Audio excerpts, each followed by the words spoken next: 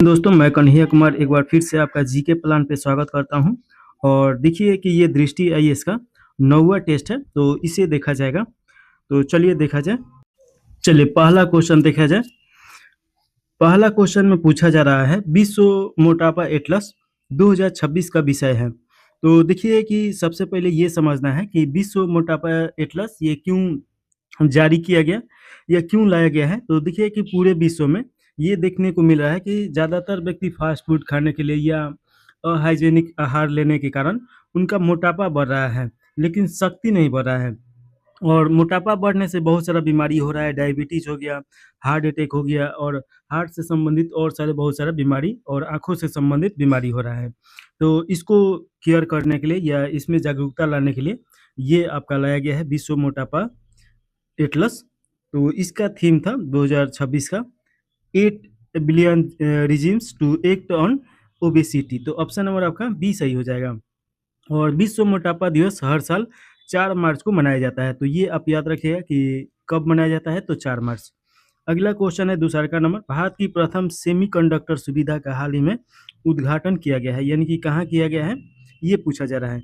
Semiconductor देखिए कि ये एक रियल अर्थ मेटल के अंतर्गत आता है, और इसका उपयोग देखिए कि मोबाइल में, लैपटॉप में, इलेक्ट्रिक सामान बनाने में, या जो हाई फाई जो सामान है उसमें बनाने में ये काम में आता है। और सबसे ज़्यादा सेमीकंडक्टर आपके पास चीन के पास है। तो ये याद रखिएगा। भारत में इसे सानद जो गुजरात में पड़ेगा वहाँ पे इसका उद्घाटन किया गया है। तो ऑप्शन नंबर आपका सी सही हो जाएगा। अगला क्वेश्चन है तीसरा का नंबर, इसमें पूछा जा रहा है कि भारत का कौन सा राज्य 16 वर्ष से कम उम्र के बच्चों के लिए, इसका राइट आंसर आपका हो जाएगा कर्नाटक सरकार के द्वारा। भारत का पहला राज्य बन गया है कर्नाटक, जो कर्नाटक सरकार के द्वारा 16 वर्ष से कम उम्र के बच्चों के लिए सोशल मीडिया पर प्रतिबंध लगाया गया है। इसका क्या कारण है कि देखिए कि जो नाबालिग बच्चे हैं सोशल मीडिया पे गलत गलत चीज़ देख के, और उसके बाद इंटरनेट का उनका लत लग जा रहा है, जिसके कारण उनका भविष्य खराब हो जा रहा है। देखिए कि अगर क्वेश्चन पूछेगा कि विश्व में प्रथम देश कौन सा है जो सोशल मीडिया मीडिया पर नाबालिग बच्चों के लिए प्रतिबंध लगाया है, तो ऑस्ट्रेलिया याद रखेगा। ऑस्ट्रेलिया ने लगाया है, तो ये याद रखिएगा। अगला क्वेश्चन है चौथा नंबर, नेपाल के नए प्रधानमंत्री बालेन्द्र शाह किस राजनीतिक दल से संबंधित है। तो इसका राइट आंसर आपका हो जाएगा। देखिए कि नया सरकार नेपाल में बना है जेडजिन आंदोलन के बाद, और बालेन्द्र शाह प्रधानमंत्री बने हैं, और ये राष्ट्रीय स्वतंत्र पार्टी के से संबंधित है। तो ऑप्शन नंबर सी सही हो जाएगा। अगला क्वेश्चन देखेंगे, पांचवा नंबर क्वेश्चन इसमें पूछा जा रहा है, भारत ने T20 विश्व कप 2026 न्यूजीलैंड को हराकर जीता है। ये आपका एकदम सही है। और देखिए कि कितने रन से हराया है, तो 96 रनों से हराया गया है। तो ऑप्शन नंबर आपका ए सही हो जाएगा।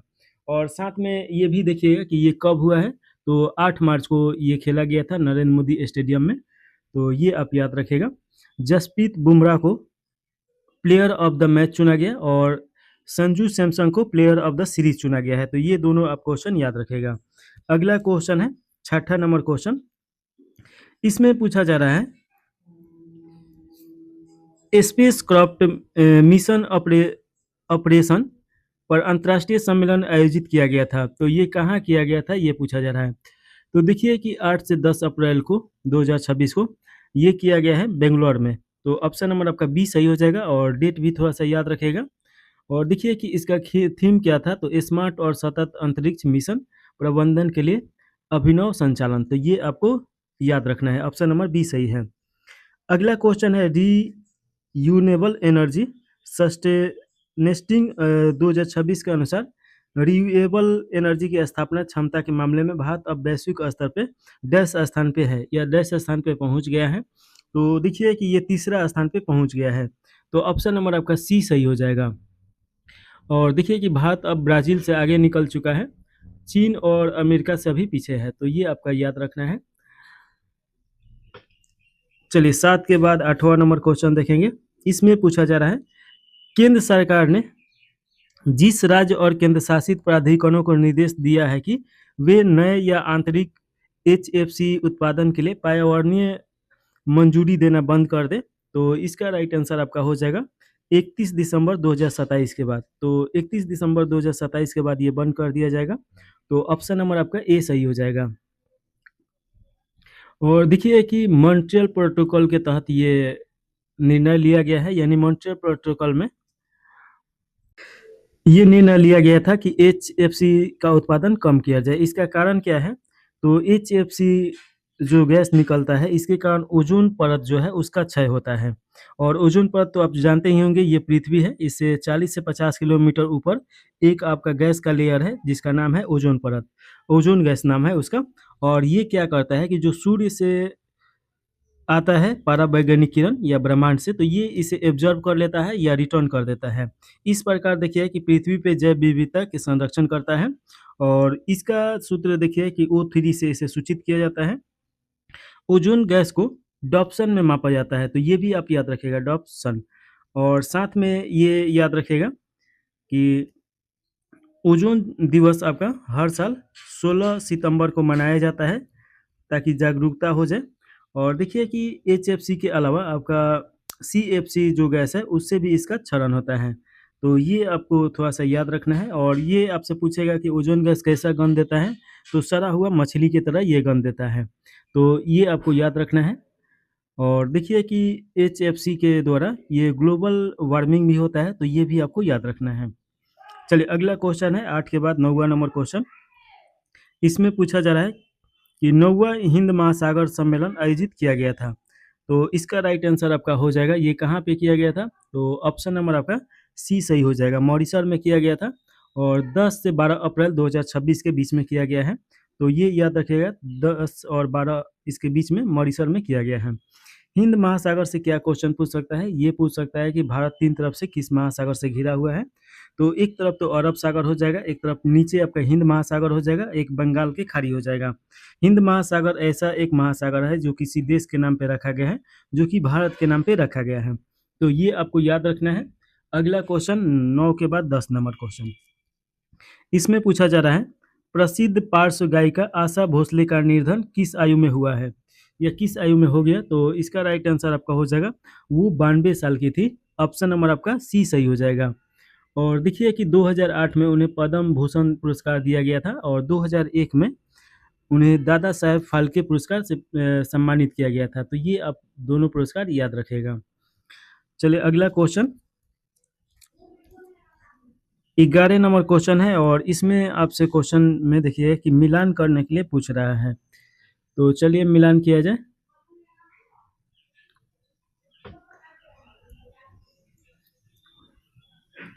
38, 39, 42, 47 दिया गया है। अच्छा पहले ये देख लिया जाए कि सही पूछ रहा है कि गलत। तो इसमें देखिएगा कि सही सुमेलित करना है, अनुच्छेद है और उसका विषय वस्तु है और बताना है कि कौन सा होगा। तो चलिए देखा जाए।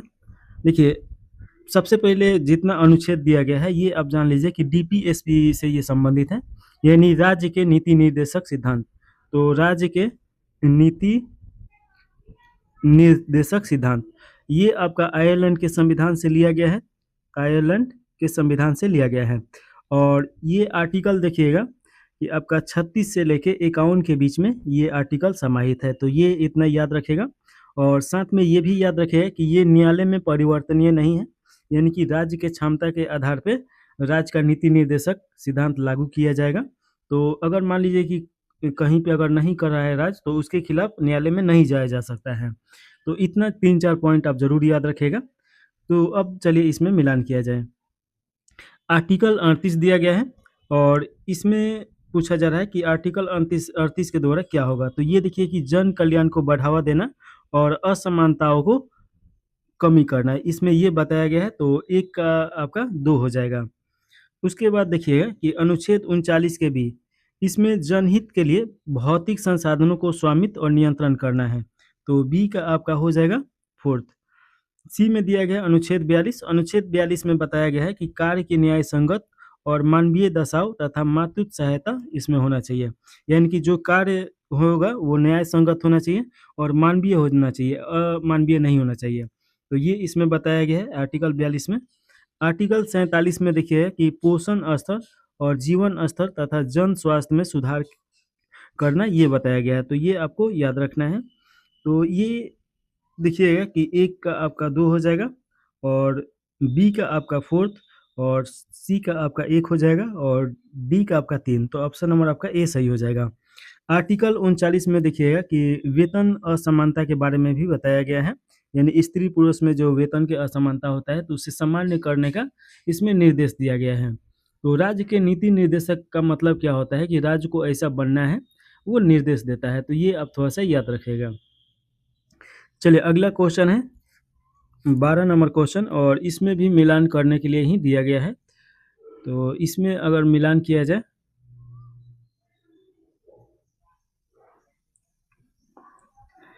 सूची 1 दिया गया है और सूची 2 दिया गया है। इधर आपका राज्य के नीति निर्देशक तत्व और इधर उसका उदाहरण बताना है। समाजवादी सिद्धांत, ये इसका मतलब क्या हो जाएगा? तो समाजवादी सिद्धांत सूची 1 को सूची 2 से मिलान करना है। तो देखिए कि पहला में दिया गया है समाजवादी सिद्धांत। तो समाजवादी सिद्धांत इसमें देखिए ग्रामीण क्षेत्रों में कुटीर उद्योग को बढ़ावा देना, ये नहीं होगा। न्यायपालिका कार्यपालिका ये पृथक, ये आपका नहीं होगा। संपत्ति के संकेतन की रोकथाम, ये आपका सही हो जाएगा। समाजवादी सिद्धांत का मतलब क्या होता है कि संपत्ति जो है सभी में बराबर भागों में बटा होना चाहिए, लेकिन यहाँ संपत्ति के संकेतन की रोकथाम करना है, यानी कि जो धनी व्यक्ति हैं या गरीब व्यक्ति, तो उनमें समानता कम करना है। तो ए का आपका 3 हो जाएगा। तो ए का आपका 3। अगला है गांधीवादी सिद्धांत। देखिए कि गांधी जी के द्वारा ग्रामीण क्षेत्रों में कुटीर उद्योग को बढ़ावा देने के लिए वो बताए थे, और ये बताए थे कि ग्रामीण स्तर पे आपका स्वतंत्रता होना चाहिए आर्थिक आधार पे। ग्रामीण क्षेत्रों में रोजगार होना चाहिए, तो ये आपका बी का आपका 1 हो जाएगा। तो बी का आपका 1। और देखिए कि उदारवादी बौद्धिक सिद्धांत, उदारवादी बौद्धिक सिद्धांत क्या हो जाएगा? तो न्यायपालिका का कार्यपालिका से ये पृथकीकरण, आर्टिकल 51 में इसके बारे में मिलता है सिद्धांत। अगला आर्टिकल 51 में नहीं, आर्टिकल 15 में मिलता है, 50 में। अंतर्राष्ट्रीय सिद्धांत, ये अंतर्राष्ट्रीय शांति को बढ़ावा देना, ये आर्टिकल 51 में मिलता है। तो देखिए कि डी का आपका 4th हो जाएगा। तो सी का आपका 2 और डी का 4th। तो ऑप्शन नंबर देखिएगा कौन सा होगा? तो 12 का ए का 3, बी का 1 और सी का 2 और डी का 4। तो ऑप्शन नंबर आपका सी सही हो जाएगा। अगला क्वेश्चन देखिएगा 13 नंबर क्वेश्चन पूछा जा रहा है। सूची 1 को सूची 2 से मिलान करना है। स्रोत दिया गया है और अपनाई गई विशेषता दिया गया है। तो देखिए है कि आपका मूल अधिकार कहाँ से लिया गया था? तो अमेरिका के संविधान से। संसदीय शासन व्यवस्था कहाँ से लिया गया था? ब्रिटेन के संविधान से लिया गया था। और सोवियत संघ से मौलिक कर्तव्य लिया गया था। कनाडा के संविधान से मजबूत केंद्र के साथ संगठनात्मक व्यवस्था। तो इसमें आपका अगर मिलान करेंगे लोग, तो एक का आपका क्या हो जाएगा? ब्रिटिश संविधान। एक का आपका संसदीय व्यवस्था ब्रिटिश संविधान से लिया गया है, एकदम सही है। अमेरिका के संविधान से मूल अधिकार लिया गया है, तो बी का आपका 1 हो जाएगा। कनाडा के संविधान से मजबूत केंद्र के साथ संगठनात्मक व्यवस्था और अवशिष्ट शक्ति केंद्र के पास, ये लिया गया है, तो सी का आपका 4th हो जाएगा। सोवियत संघ से आपका मौलिक कर्तव्य लिया गया है, जो कि आपका देखिए कि मौलिक कर्तव्य 51 के क में दिया गया है। जब ये शामिल किया गया था तो 10 था, लेकिन अभी फिलहाल 11 है, तो ये याद रखिएगा। और मूल अधिकार देखिएगा या मौलिक कर्तव्य देखिएगा कि आपका आर्टिकल 12 से 35 के बीच में इसे बताया गया है। तो इसका राइट आंसर देखिएगा कि आपका ऑप्शन नंबर डी सही हो जाएगा। आपसे क्वेश्चन पूछ सकता है कि सबसे ज़्यादा आर्टिकल किस देश से या कहाँ से लिया गया है? तो ये याद रखिएगा 1935 भारत शासन अधिनियम से सबसे ज़्यादा आर्टिकल लिया गया है संविधान में। चलिए अगला क्वेश्चन है 14 नंबर क्वेश्चन। इस सूची 1 को सूची 2 से मिलान करना है और इसमें बताना है कि कौन सा सही है। ये स्रोत दिया गया है और अंगीकृत विशेषता बताया गया है। भारत शासन अधिनियम, अच्छा इसमें 3 ही दिया गया है, शायद 4 होगा। हाँ 4 नीचे भी दिया गया है, तो एक बार नीचे भी देख लिया जाए। फ्रांसीसी संविधान दिया गया है, गणतंत्र और स्वतंत्रता बंधुता के आदर्श वाक्य यहाँ से लिया गया है, तो ये आपका दिया गया है। चलिए इधर अब देखिए क्वेश्चन नंबर 14 है और इसमें आपका सूची 1 को सूची 2 से मिलान करना है। पहला में दिया गया है भारत शासन अधिनियम 1935। आपातकाल के दौरान मौलिक अधिकारों का निलंबन, ये आपका जर्मनी के संविधान से लिया गया है। राज्य के नीति निर्देशक तत्व, ये आयरिश संविधान हो जाएगा। और देखिए कि राज्यपाल कार्यालय और लोक सेवा आयोग, ये आपका भारत शासन अधिनियम 1935 हो जाएगा। तो ए का आपका 3 हो जाएगा, और बी का आपका ए हो जाएगा, और सी का आपका 2 हो जाएगा। और देखिएगा कि आपका फ्रांसीसी संविधान से लिया गया है स्वतंत्रता, गणतंत्र और स्वतंत्रता, समानता तथा बंधुत्व के आदर्शवाद। तो ये डी का आपका 4th हो जाएगा। तो इसमें ऑप्शन नंबर में देखिएगा कि ए आपका सही हो जाएगा, 1 का 3, बी का 1 और सी का 2 और डी का 4। तो चलिए अगला क्वेश्चन देखिए, 15 नंबर क्वेश्चन है। इसमें पूछा जा रहा है कौन सा युग्म सही सुमेलित नहीं है। तो इसमें बताना है कि कौन सा सही सुमेलित नहीं है। पहला में दिया गया है बंदी प्रत्यक्षकरण। ये बंदी प्रत्यक्षकरण को प्रस्तुत किया जाए, एकदम सही है, न्यायालय के द्वारा ये प्रस्तुत किया जाता है। परमादेश, हम आदेश देते हैं, ये भी सही है। अधिकार परीक्षा, अधिकार परीक्षा यानी इसका मतलब क्या हो जाएगा।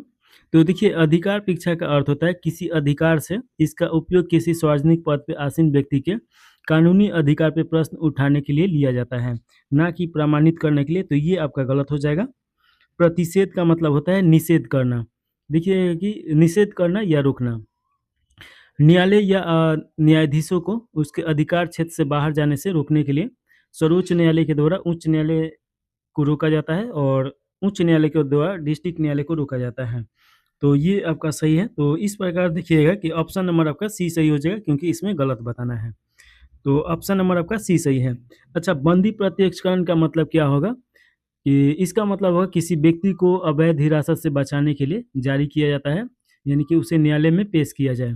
परमादेश का मतलब क्या होगा कि हम आदेश देते हैं, यानी कि सार्वजनिक मामले पर न्यायालय आदेश देता है कि ऐसा करना चाहिए। तो ये सब उससे संबंधित है। अगला क्वेश्चन है 16 नंबर, कौन सा युग्म सही सुमेलित नहीं है। तो इसमें बताना है कि कौन सा इसमें सही सुमेलित नहीं है। पहला में दिया गया है अनुच्छेद 32, मूल अधिकारों के लिए सर्वोच्च न्यायालय की रीट शक्ति, एकदम सही है। देखिए कि मौलिक अधिकार के संरक्षण के लिए सर्वोच्च न्यायालय को दिया गया है अधिकार, और ये आर्टिकल 32 के तहत वो अधिकार का उपयोग करता है। अगला है अनुच्छेद 226, केवल मूल अधिकारों के लिए उच्च न्यायालय की रीट जारी कर सकता है। ये आपका गलत हो जाएगा। केवल यहाँ पे दिया गया है मूल अधिकार के साथ साथ और भी अधिकार के लिए रीट जारी किया जा सकता है। देखिए कि इसमें कानूनी अधिकार के लिए भी रीट जारी करने का शक्ति दिया गया है। तो ये आपका बी गलत हो जाएगा। अनुच्छेद 139 बताता है कि संसद सर्वोच्च न्यायालय को अतिरिक्त रीट शक्तियाँ प्रदान कर सकती है, ये सही है। अनुच्छेद 226 उच्च न्यायालय का रीट क्षेत्र अधिकार सर्वोच्च न्यायालय के रीट क्षेत्र अधिकार से अधिक विस्तृत है, यानी कि ज़्यादा है। तो ये भी आपका सही है। तो ऑप्शन नंबर आपका बी सही हो जाएगा, क्योंकि ये गलत है और गलत ही इसमें बताना था। अगला क्वेश्चन है, भारत के संविधान का अनुच्छेद 20 संरक्षण प्रदान करता है। तो ये किसे संरक्षण प्रदान करता है, ये बताना है। तो अभियुक्त अभिव्यक्ति के व्यक्ति को ये संरक्षण प्रदान करता है। तो ऑप्शन नंबर आपका सी सही हो जाएगा। देखिएगा कि किसी अपराध के आरोपी व्यक्ति को संरक्षण प्रदान करता है, यह संविधान का भाग 3 के अंतर्गत मौलिक अधिकार के अंतर्गत आ जाएगा। और यह देखिएगा कि अनुचित आपराधिक दंड और अनुचित आपराधिक प्रक्रिया से सुरक्षा प्रदान करता है। अनुच्छेद 20 में 3 प्रावधान किया गया है। पहला प्रावधान में ये बताया गया है कि भूत लक्ष्मी आपराधिक विधि से संरक्षण, और दूसरा में बताया गया है कि दोहरे दंड से संरक्षण, यानी कि एक व्यक्ति को अगर एक बार दंड दे दिया जाए तो फिर उसे दोबारा नहीं दिया जाएगा उसी के लिए। तीसरा में बताया गया है कि आत्म अभिसाक्ष्य, यानी स्व अपराध स्वीकार करने से संरक्षण, यानी कि अगर पुलिस के द्वारा जानबूझकर ये व्यक्ति पे दबाव डाल के और उसे अपराध स्वीकार करने के लिए मजबूर किया जाता है, तो न्यायालय में ये नहीं माना जाएगा। तो कोई भी व्यक्ति स्वयं अपराध स्वयं नहीं मान सकता है, और ये आपका न्यायालय में नहीं माना जाता है। तो ये आप याद रखिएगा। तो ऑप्शन नंबर आपका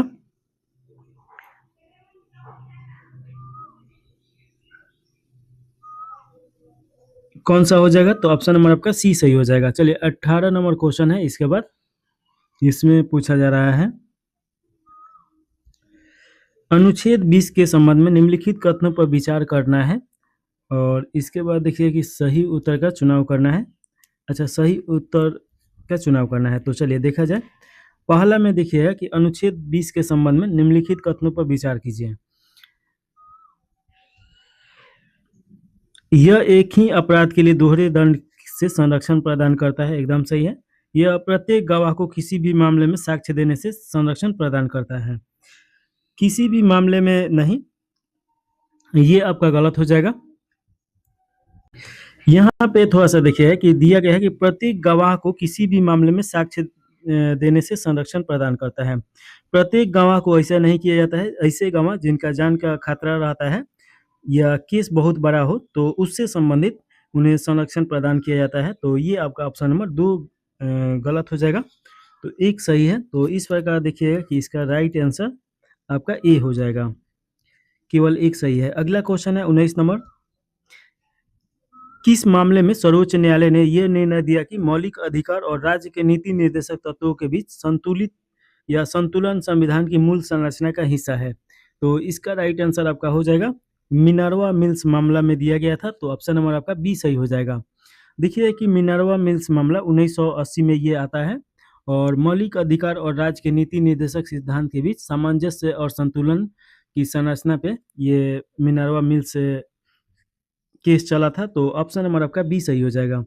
अगला क्वेश्चन है 20 नंबर और इसमें पूछा जा रहा है किस मामले में पंथ निरपेक्ष को संविधान की मूल संरचना का हिस्सा माना गया था? तो इसका राइट आंसर आपका हो जाएगा एस आर बुमई मामला, तो ऑप्शन नंबर आपका ए सही है। ये 1944 में ये मामला, सॉरी 44 बोल रहे हैं, 94 में ये मामला आया था। तो ये 1994 में मामला आया और सर्वोच्च न्यायालय ने यह माना कि पंथ निरपेक्ष संविधान की मूल संरचना का हिस्सा है। और देखिए कि यह मामला आर्टिकल 356 के प्रयोग और दुरुपयोग से संबंध में भी ये महत्वपूर्ण है, जो राज्यों में राष्ट्रपति शासन से संबंधित है। तो ये आपको याद रखना है। यहाँ पे केस जो चला था ये आर्टिकल 356 से संबंधित यहाँ पे केस चला था, तो ये आपको याद रखना है। अगला क्वेश्चन देखिएगा 21 नंबर क्वेश्चन। सूची 1 को सूची 2 से मिलान करना है और इसमें अनुसूची और इसमें विषय दिया गया है। तो थोड़ा सा सूची के बारे में देख लिया जाए, तो देखिए कि मूल संविधान में 8 सूची था, लेकिन 4 सूची बाद में और जोड़ा गया, तो अब कितना हो गया? तो 12 सूची हो गया है। अनुसूची हो गया थोड़ा, देखिए कि ये अब 12 अनुसूची हो गया है। तो अब इसमें बताना है, तो सबसे पहले ये में देखिएगा छठी अनुसूची। छठी अनुसूची में देखिएगा कि आपका असम, मेघालय, त्रिपुरा और मिजोरम के जनजातीय क्षेत्र से संबंधित है, तो ये आपका 1 का 3 हो जाएगा। 7वीं अनुसूची देखिएगा कि ये आपका शक्तियों का विकेंद्रीकरण इसमें किया गया है, यानी कि राज सूची और संघ सूची और समवर्ती सूची में विभाजित किया गया है और शक्तियों का विभाजन किया गया है। तो इसमें देखिएगा कि आपका कौन सा हो जाएगा? संघ सूची, राज सूची और समवर्ती सूची, तो बी का आपका 1 हो जाएगा। 8वीं अनुसूची ये आपका भाषा मान्यता प्राप्त भाषा से संबंधित है और इसमें 22 भाषा अभी शामिल किया गया है, तो ये याद रखिएगा। 9वीं अनुसूची अनुच्छेद 31 के बी के अंतर्गत संरक्षित कानून ये हो जाएगा, तो आपका 9वीं अनुसूची का 4th हो जाएगा। तो इसका देखिए कि 1 का आपका 3 और बी का 1 और सी का 2 और डी का आपका 4th। तो अगर ऑप्शन में देखा जाए तो कौन सा ऑप्शन हो जाएगा? तो ये आपका सी हो जाएगा, 1 का 3, बी का 1 और सी का 2 और डी का 4th, तो ऑप्शन नंबर सी सही है। अगला क्वेश्चन है, देखिए कि 22 नंबर क्वेश्चन में पूछा जा रहा है कि संवैधानिक अनुसूचियों के संबंध में निम्नलिखित कथनों पर विचार कीजिए और सही कथन का इसमें चुनाव करना है। पहला में दिया गया 10वीं अनुसूची दल बदल विरोधी कानून से संबंधित है, ये आपका एकदम सही है। देखिए कि जब भारत आज़ाद हुआ तो कोई भी व्यक्ति विधायक या सांसद है तो किसी पार्टी से लड़ता था, लेकिन किसी और पार्टी में पैसा के लालच में या और भी कुछ के लालच में चला जाता था। तो इसको रोकने के लिए ये लाया गया था और 10वीं अनुसूची देखिए कि आपका 1985 में शामिल किया गया है, तो ये आप याद रखिएगा 52वां संविधान संशोधन के द्वारा। तो ऑप्शन नंबर पहला तो सही है। दूसरा का देखिए कि 11वीं अनुसूची नगर पालिकाओं से संबंधित है, ये आपका गलत हो जाएगा। देखिए कि 73वें संविधान संशोधन 1992 में ये जोड़ा गया है और ये नगर पालिका से नहीं बल्कि पंचायतों से संबंधित है, तो ये गलत हो जाएगा। और इसमें देखिए कि 29 प्रश्न पूछे गए हैं। 12वीं अनुसूची पंचायतों से संबंधित है, ये आपका नगर पालिका से संबंधित है, तो ये भी गलत हो जाएगा। इसमें 18 प्रश्न पूछे गए हैं, तो इस प्रकार देखिए कि राइट आंसर आपका ए सही हो जाएगा, केवल एक सही है। अगला क्वेश्चन है 23 नंबर, इसमें पूछा जा रहा है, देखिए कि 23 नंबर क्वेश्चन है और इसमें पूछा जा रहा है 42वें संविधान संशोधन अधिनियम 1976 के संबंध में निम्नलिखित कथनों पर विचार करना है और सही उत्तर का इसमें चुनाव करना है। पहला में दिया गया है, इसने प्रस्तावना में समाजवादी, पंथ निरपेक्ष और अखंडता शब्द ऐसे जुड़े, ये आपका एकदम सही है। इसमें समाजवादी, पंथ निरपेक्ष और अखंडता शब्द जोड़ा गया, तो ये आपका सही हो जाएगा।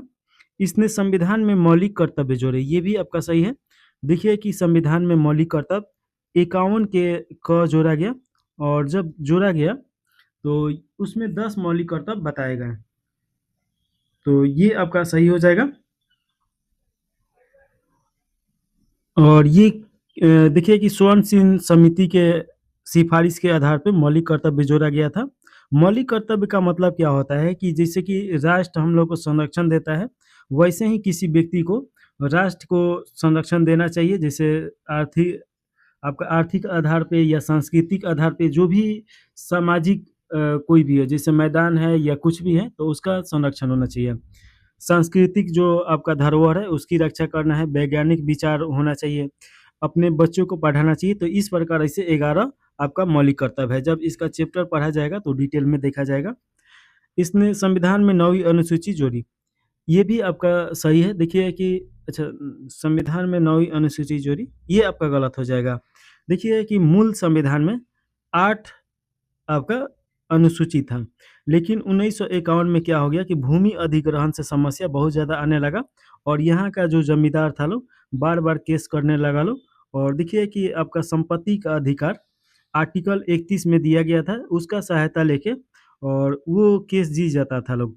तो 1951 में एक नवा अनुसूची जोड़ा गया और इसमें भूमि सुधार से संबंधित कानून लाया गया। तो इस प्रकार देखिएगा कि आपका ये 1951 में लाया गया है और सबसे पहले देखिए कि बिहार में भूमि सुधार के लिए लाया गया था, बिहार के कारण। तो ये भी आपसे क्वेश्चन पूछता है, तो ये आपका गलत हो जाएगा। अगला क्वेश्चन ये सही हो गया, ये सही हो गया, ये गलत। चौथा नंबर है, इसने नए राज्य के नीति निर्देशक तत्व जोड़े और जैसे मुफ्त कानूनी सहायता, कर्मचारियों की भागीदारी और पर्यावरण संरक्षण, एकदम सही है। इसमें नीति निर्देशक तत्वों में देखिए कि मुफ्त कानूनी सहायता इसमें जोड़ा गया, तो ये आपका 39 के ए में इसके बारे में बताया गया है कि किसी भी व्यक्ति को न्यायालय तक पहुंच मुफ्त में होना चाहिए। और उसके बाद देखिएगा कि अनुच्छेद 48 के ए में पर्यावरण संरक्षण से संबंधित बताया गया है, जो कि एक गांधीवादी अनुच्छेद है। और 43 के ए में देखिए कि कर्मचारियों की भागीदारी के बारे में बताया गया है। तो 1, 2 और 4 सही है, तो 1, 2, 4 आपका ऑप्शन नंबर बी सही हो जाएगा। 23 के बाद अगला क्वेश्चन है 24 नंबर, इसमें पूछा जा रहा है किसने प्रस्तावना को संविधान का पहचान पत्र कहा है। तो इसका राइट आंसर आपका हो जाएगा, ये एन.ए. पालखीवाला के द्वारा बोला गया था, तो ऑप्शन नंबर आपका सी सही हो जाएगा। अगला क्वेश्चन है 25 नंबर क्वेश्चन, किस मामले में सर्वोच्च न्यायालय ने कहा कि प्रस्तावना संविधान का हिस्सा नहीं है। इसका राइट आंसर आपका डी सही हो जाएगा। बेरूबारी संघ मामला, ये 1960 में ये मामला आया था और इसमें सर्वोच्च न्यायालय के द्वारा ये बताया गया कि जो प्रस्तावना है ये संविधान का हिस्सा नहीं है। लेकिन देखिए कि केशवानंद भारतीवाद ये मामला आता है, जो कि 1973 में आता है और इसमें बताया जाता है कि जो संविधान में प्रस्तावना है ये संविधान का अभिन्न अंग है। तो देखिए कि संविधान के आईना के रूप में भी प्रस्तावना को जाना जाता है, तो ये आप याद रखिएगा। और प्रस्तावना देखिए कि सबसे पहले कौन लेके आए हैं, तो जब संविधान का निर्माण हो रहा था तो ये प्रश्न उठ रहा था कि संविधान कैसा होना चाहिए। तो जवाहरलाल नेहरू के द्वारा प्रस्तावना पेश किया गया और ये प्रस्तावना देखिएगा कि इसमें बताया गया है कि संविधान कैसा होना चाहिए। आप भी जानते हैं कि प्रस्तावना स्टार्ट होता है हम भारत के लोग से, तो ये बताता है कि संविधान हम लोग का कैसा है। तो इसीलिए देखिए कि संविधान के आईना के रूप में भी प्रस्तावना को जाना जाता है, तो ये याद रखिएगा। अगला क्वेश्चन देखिएगा, किस मामले में राष्ट्रपति की क्षमादान शक्ति राज्यपाल की शक्ति से अधिक व्यापक है? तो इसका राइट आंसर आपका हो जाएगा कोर्ट मार्शल की सजा के में देखा जाएगा, तो ऑप्शन नंबर आपका बी सही हो जाएगा। अनुच्छेद 72 ये बताता है कि राष्ट्रपति को सैन्य न्यायालय द्वारा दी गई सजा के मामले में क्षमादान, प्रवर्तन और विराम परिहार प्रदान करने अथवा दंडादेश के निलंबन या लघु करने की शक्ति प्राप्त है। यह शक्ति अत्यधिक है, अन्यथा रूप से केवल राष्ट्रपति में निहित है और राज्यों के राज्यपाल के पास यह अधिकार नहीं है। तो ये सैन्य अदालत द्वारा सुनाई गई सभी सजाओं पे लागू होता है। तो ये आपका राइट आंसर देखिए कि कोर्ट मार्शल मामले में राज्यपाल के पास ऐसा कोई भी शक्ति नहीं है।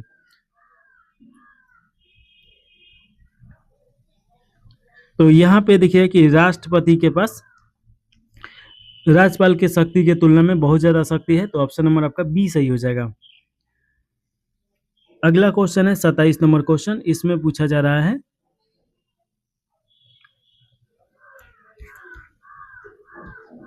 कौन सा युग्म सही सुमेलित नहीं है? तो ये बताना है कि इसमें सही सुमेलित कौन सा नहीं है। तो देखिए पहला में दिया गया है अनुच्छेद 105 संसद की शक्तियां और विशेषाधिकार, ये आपका एकदम सही है। अनुच्छेद 110 धन विधेयक से संबंधित है, ये भी सही है। अनुच्छेद 120 संसद में प्रयोग की जाने वाले भाषा से संबंधित है, ये भी सही है। अनुच्छेद 123 राज्य विधानमंडल में प्रयोग किए जाने वाले भाषा से संबंधित है, ये आपका गलत हो जाएगा। देखिए कि अनुच्छेद 123 राष्ट्रपति की अध्यादेश जारी करने की शक्ति के बारे में बताता है, तो अध्यादेश जारी करने के लिए इसमें बताया गया है, तो ये आपका ऑप्शन नंबर डी गलत हो जाएगा और इसका राइट आंसर डी ही हो जाएगा क्योंकि इसमें गलत बताना है। अगला क्वेश्चन है 28 नंबर, निम्नलिखित में से कौन सा मौलिक कर्तव्य है? तो इसमें बताना है कि कौन सा मौलिक कर्तव्य है। तो मौलिक कर्तव्य के बारे में थोड़ा सा जान लिया जाए। देखिए कि 1976 में आपका 42वें संविधान संशोधन के द्वारा ये जोड़ा गया मौलिक कर्तव्य, और मौलिक कर्तव्य कहाँ से लिया गया है? तो रूस के संविधान से लिया गया है, ये याद रखिएगा। और साथ में याद रखिएगा कि जो मौलिक कर्तव्य है 51 के क में जोड़ा गया है, और शुरुआत में जब जोड़ा गया 1976 में तो ये 10 मौलिक कर्तव्य था। 2002 में एक और इसमें जोड़ा गया संशोधन करके, और ये अभी 11 मौलिक कर्तव्य हो गया है। मौलिक कर्तव्य क्या होता है? तो अपने राष्ट्र के प्रति जो कर्तव्य होता है उसी को मौलिक कर्तव्य बोला जाता है। और इसके बारे में चलिए देखा जाए। पहला दिया गया है कि राष्ट्रध्वज और राष्ट्रगान का आदर करना, ये मौलिक कर्तव्य के अंतर्गत आएगा। भारत की संप्रभुता, एकता और अखंडता की रक्षा करना, ये भी आपका मौलिक कर्तव्य के अंतर्गत आएगा। न्याय देखिए समान न्याय और निःशुल्क विधिक सहायता प्रदान करना, ये आर्टिकल 39 के क में मिलता है, जो कि आपका राज्य के नीति निर्देशक तत्व के अंतर्गत आएगा। राज्य के नीति निर्देशक तत्व आयरलैंड के संविधान से लिया गया है। चौथा है पोषक के स्तर और सार्वजनिक स्वास्थ्य के ऊपर उठाना, ये भी राज्य के नीति निर्देशक तत्व के अंतर्गत आर्टिकल 47 से ये संबंधित है। तो देखिए कि एक और दो सही हो जाएगा, तो ऑप्शन नंबर आपका बी सही हो जाएगा। अगला क्वेश्चन 28 के बाद 29 नंबर क्वेश्चन, इसमें आपका मिलान करने के लिए दिया गया है। एक तरफ संविधान के भाग दिया गया है और दूसरा का तरफ विषय वस्तु। देखिए कि जब संविधान लागू किया गया था तो उसमें 22 भाग था, अभी 25 भाग के आसपास में है। भाग देखिएगा कि आपका 17 क्या बताता है? तो 17 आपका भाग राज्य भाषा से संबंधित है, और भाग 18 ये किससे संबंधित है? तो ये आपका आपातकाल प्रबंधन से संबंधित है। देखिए कि जो है ये आपका राजभाषा, तो ये 343 के आसपास 343 से लेकर 349 के बीच में है। आपातकालीन तो आप जानते ही आर्टिकल 352 से लेकर 360 के बीच में है। आर्टिकल 352 आपका राष्ट्रीय आपातकाल से संबंधित है, और 356 देखिए कि राष्ट्रपति शासन से संबंधित है। आर्टिकल 360 वित्तीय आपातकाल से संबंधित है। वित्तीय आपातकाल अभी तक राष्ट्र में कभी भी नहीं लगा है, तो ये याद रखिएगा। भाग आपका जो 20 है ये संविधान संशोधन से संबंधित है, और भाग अस्थाई में देखिए कि अस्थाई संक्रमण कालीन और विशेष प्रावधान के बारे में बताया गया है। तो एक आपका 2 हो जाएगा, तो ये कट गया और ये कट गया। बी का आपका 1 हो जाएगा, तो ये भी कट गया। सी का 3 और डी का 4, तो ऑप्शन नंबर आपका ए सही हो जाएगा। चलिए अगला क्वेश्चन देखा जाए। अगला क्वेश्चन आपका 29 के बाद 30 नंबर क्वेश्चन है। सूची 1 को सूची 2 से मिलान करना है, राज्य दिया गया है और गठन की तिथि और वर्ष बताना है। तो इसमें देखिएगा कि आपका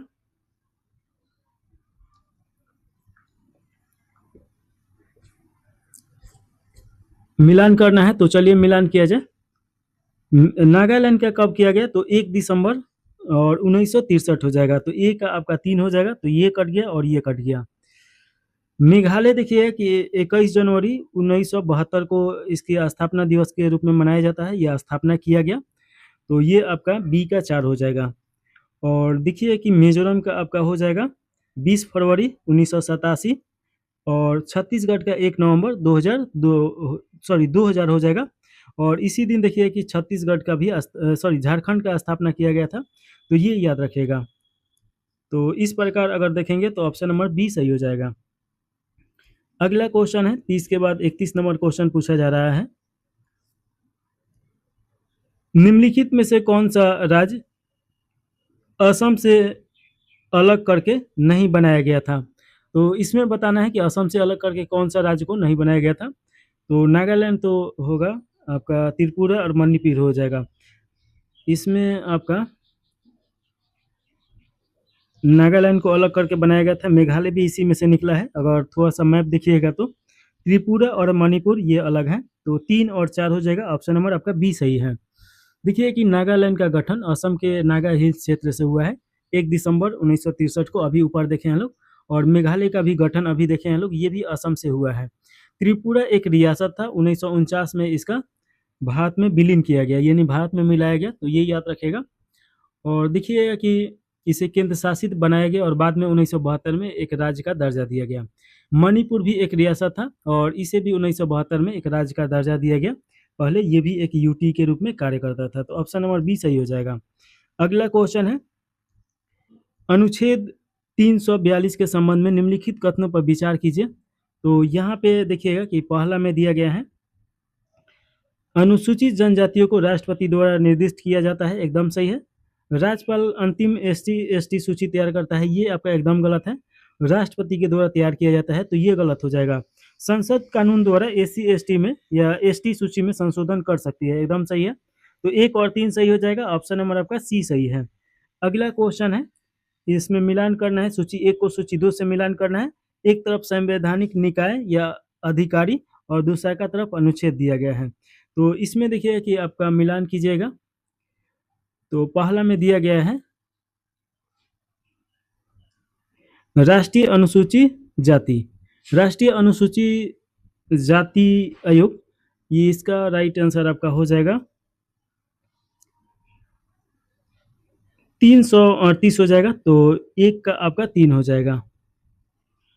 राष्ट्रीय अनुसूचित जनजाति आयोग, इसका देखिएगा कि आपका 338 का 1 हो जाएगा। तो 338 में आपका राष्ट्रीय अनुसूचित जाति और राष्ट्रीय अनुसूचित जनजाति ये आयोग आपका 338 के ए हो जाएगा। राष्ट्रीय पिछड़ा आयोग यानी कि ओबीसी, ये किससे संबंधित है, तो ये आपका 338 के बी से संबंधित है, तो ये आपका हो जाएगा सी का 4। भाषाई अल्पसंख्यक के लिए विशेष अधिकार, ये आपका 2 हो जाएगा डी का। तो इस प्रकार अगर मिलान किया जाए तो देखिएगा कि ऑप्शन नंबर डी सही हो जाएगा। तो ये सब थोड़ा सा आर्टिकल याद रखिएगा।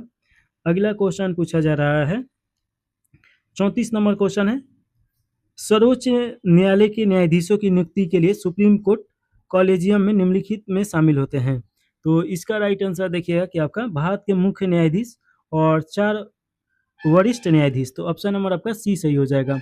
कॉलेजियम सिस्टम का मतलब क्या होता है कि अगर उच्च न्यायालय में या सुप्रीम कोर्ट में न्यायाधीश नियुक्त करना है तो राष्ट्रपति के द्वारा नियुक्त किया जाता है, लेकिन अनुशंसा ये आपका सर्वोच्च न्यायालय के द्वारा किया जाता है और एक लिस्ट भेजा जाता है, उसी में से चुनना होता है।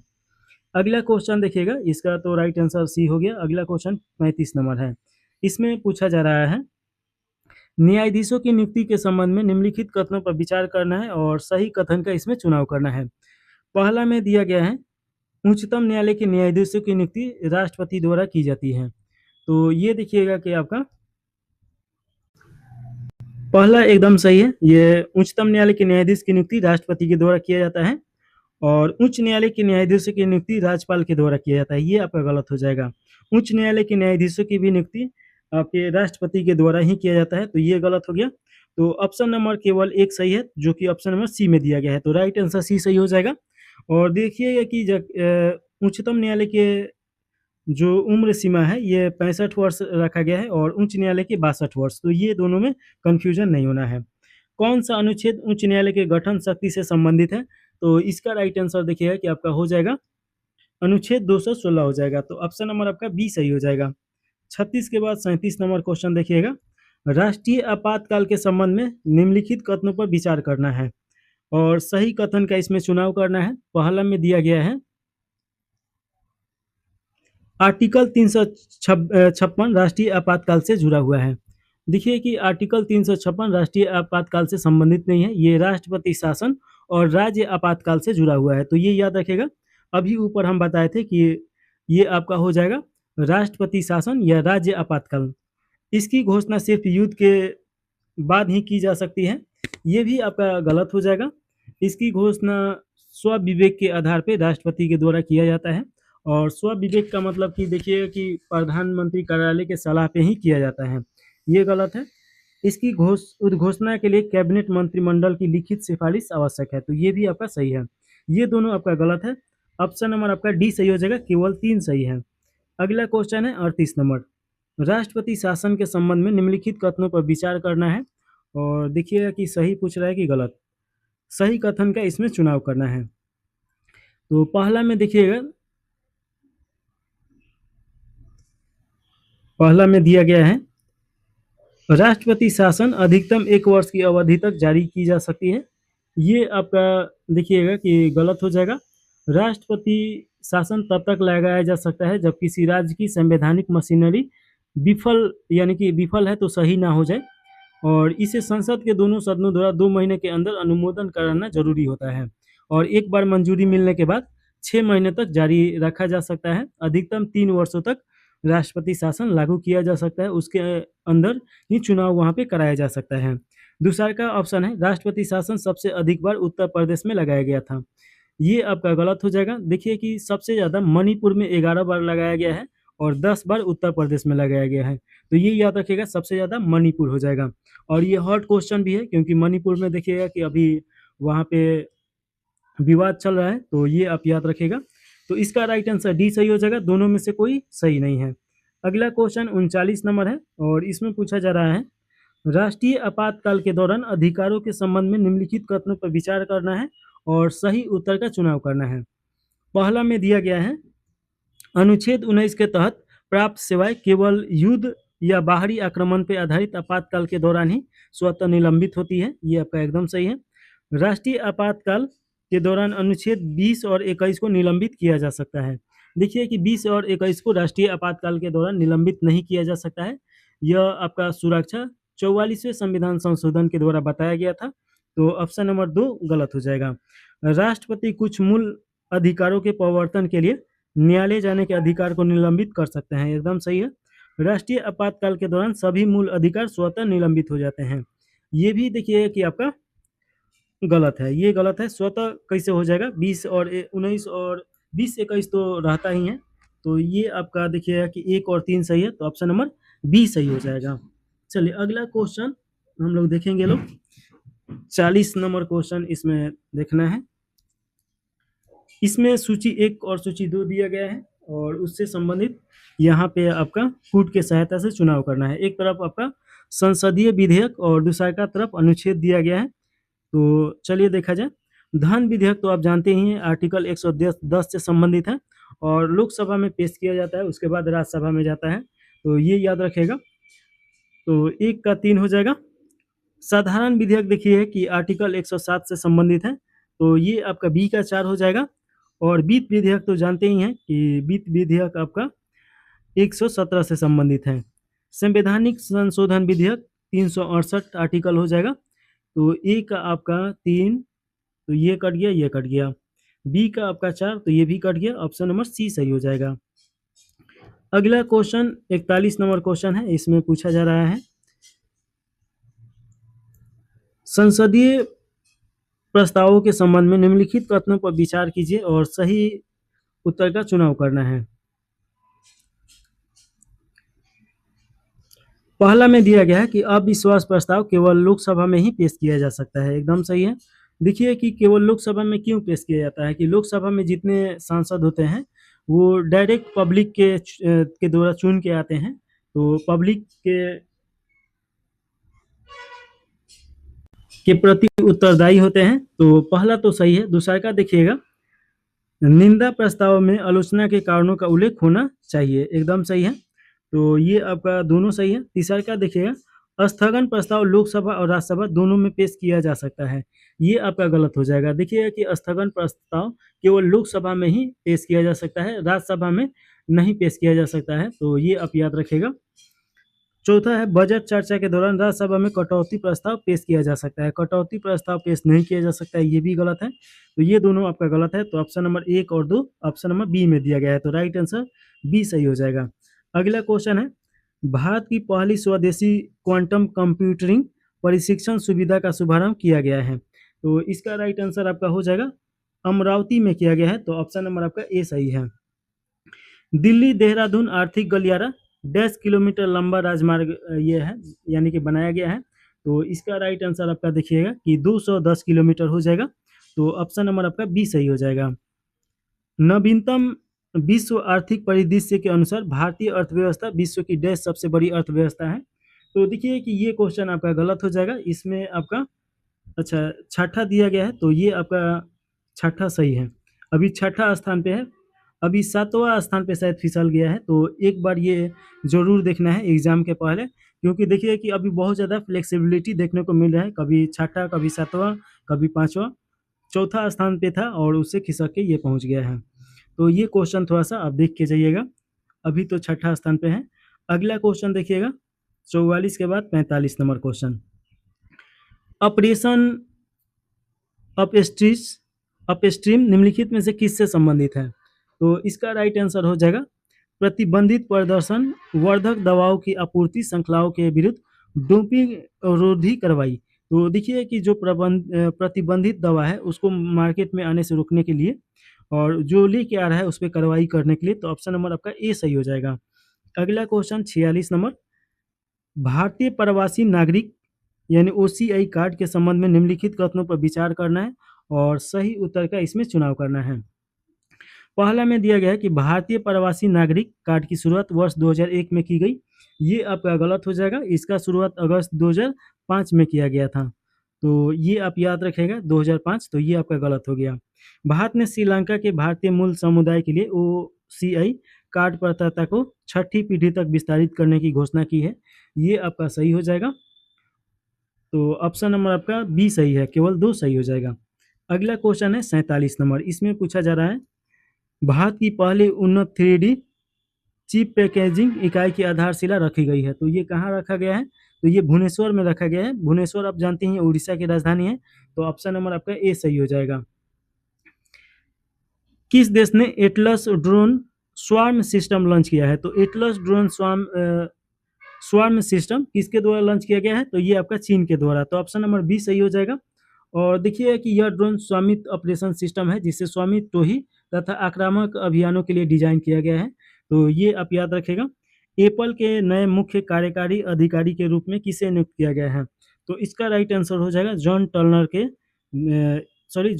को इसका अधिकारी बनाया गया है, तो ऑप्शन नंबर ए सही हो जाएंगे। अगला क्वेश्चन है 50 नंबर, इसमें देखिएगा कि पूछा जा रहा है विशेषाधिकार समिति के संबंध में निम्नलिखित कथनों पर विचार करना है और इसमें से सही उत्तर का चुनाव करना है। पहला में दिया गया है लोकसभा में विशेषाधिकार समिति के 15 सदस्य होते हैं, एकदम सही है। लोकसभा में हाल ही में गठित विशेषाधिकार समिति के अध्यक्ष रविशंकर प्रसाद को बनाया गया है, ये भी सही है, तो दोनों सही है, तो ऑप्शन नंबर सी सही हो जाएगा।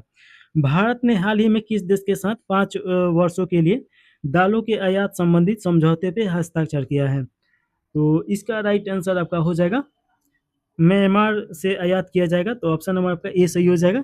आयात मतलब कि दूसरे देश का दाल खरीदना और निर्यात मतलब कि अपना जो देश का दाल है उसको बेचना, तो ये ऑप्शन नंबर आपका ए सही हो जाएगा। 51 के बाद 52 नंबर क्वेश्चन है, लाफान गैस, थोड़ा सा एक बार और पढ़ लीजिए, रास लाफान गैस सुविधा किस देश में स्थिर है?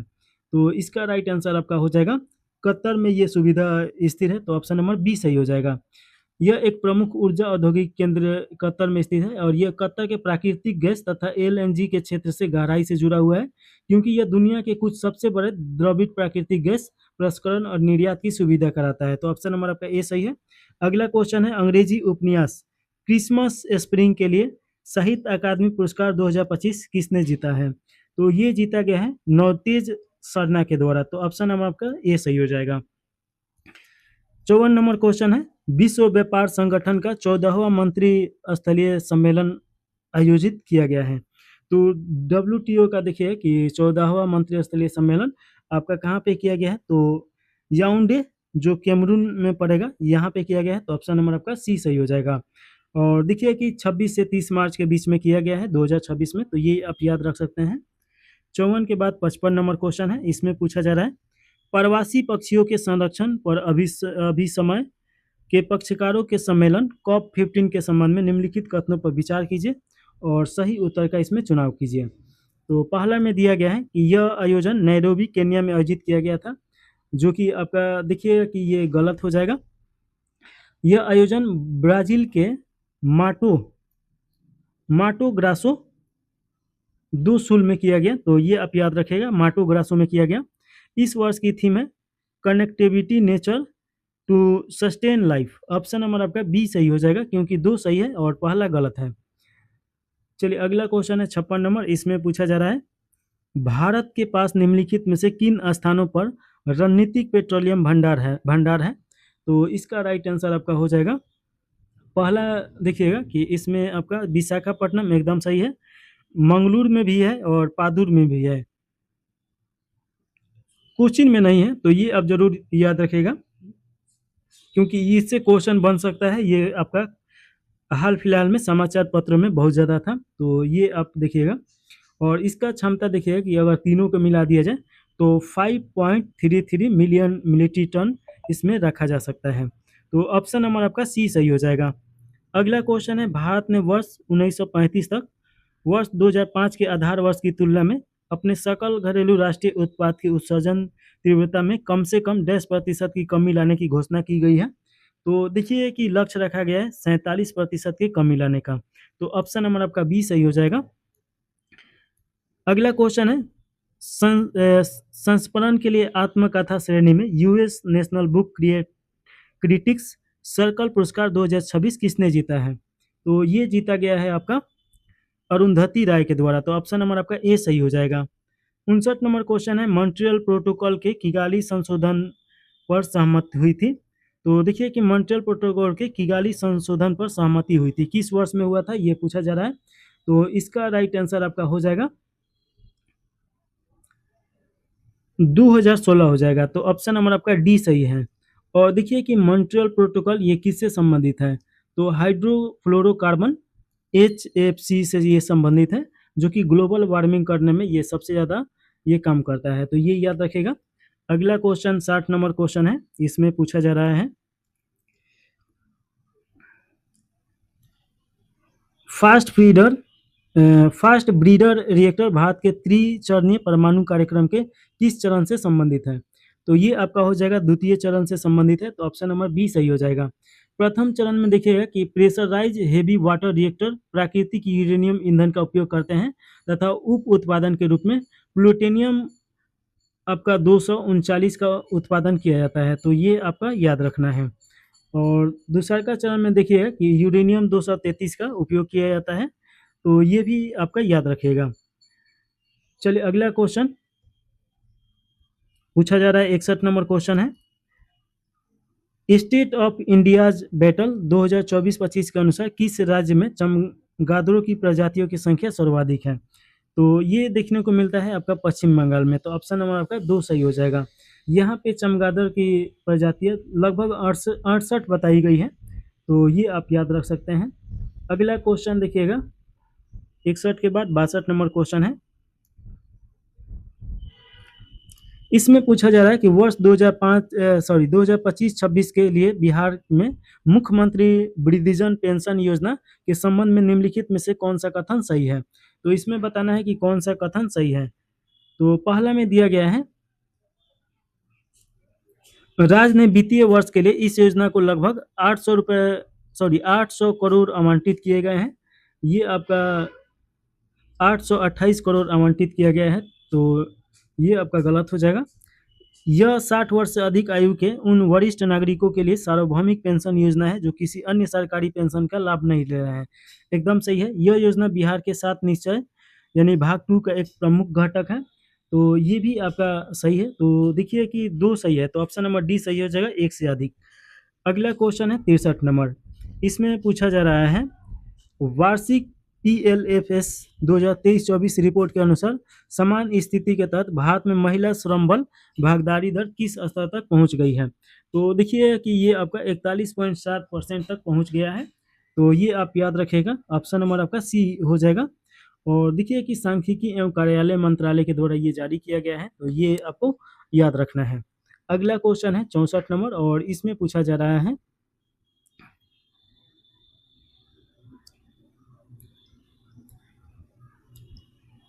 वर्ष 2024-25 में बिहार के आर्थिक प्रदर्शन के संबंध में निम्नलिखित में से कौन सा कथन सही है। तो इसमें सही कथन बताना है। पहला में देखिएगा कि ये दिया गया है कि वर्ष 2024-25 के लिए बिहार का सकल राज्य घरेलू उत्पाद मूल्य 9.91 लाख करोड़ अनुमानित किया गया है। ये आपका एकदम सही है। वर्ष 2023-24 में बिहार के सकल राज्य वर्धित मूल्य वर्धन स्थिर मूल्य पे तृतीय क्षेत्र की अनुमानित हिस्सेदारी 58.6% है। ये भी आपका सही है। वर्तमान मूल्य पे बिहार का प्रति व्यक्ति सकल राज्य घरेलू उत्पाद पिछले वर्ष की तुलना में 12.8% का बढ़ोतरी देखने को मिला है। ये आपका देखिएगा कि ये भी आपका सही है, तो ऑप्शन नंबर डी सही हो जाएगा, 1 से ज़्यादा हो जाएगा। 64 के बाद 65 नंबर क्वेश्चन है। इसमें पूछा जा रहा है कि भारत के जनसांख्यिकी लाभांश के संदर्भ में निम्नलिखित कथनों में से किस वर्ष यानी कि किसे वर्ष 2040 तक आर्थिक लाभ प्राप्त करने में प्राथमिक चुनौती नहीं माना जाता है। भारत के सांख्यिकी लाभांश के संदर्भ में निम्नलिखित में से किसे वर्ष 2040 तक इसके आर्थिक लाभांश प्राप्त करने में प्राथमिक चुनौती नहीं माना जाता है। तो इसका राइट आंसर देखिएगा कि आपका कुल प्रजनन दर प्राथमिक स्तर पे 2.1 नीचे गिराना, ये आपका सही हो जाएगा। देखिए कि अभी गिरावट देखने को मिल रहा है भारत में, तो ऑप्शन नंबर आपका सी सही हो जाएगा। 65 के बाद 66 नंबर क्वेश्चन है, बिहार का मिशन परिवर्तन मुक्त सार्वजनिक सेवा वितरण के किस पहलू पर केंद्रित है। तो इसका राइट आंसर आपका हो जाएगा, ये किस पे केंद्रित है। तो ये आपका केंद्रित है चिकित्सा महाविद्यालय में अस्पताल प्रबंधन और रोगी केंद्रित सेवाओं में सुधार। तो ऑप्शन नंबर बी सही हो जाएगा।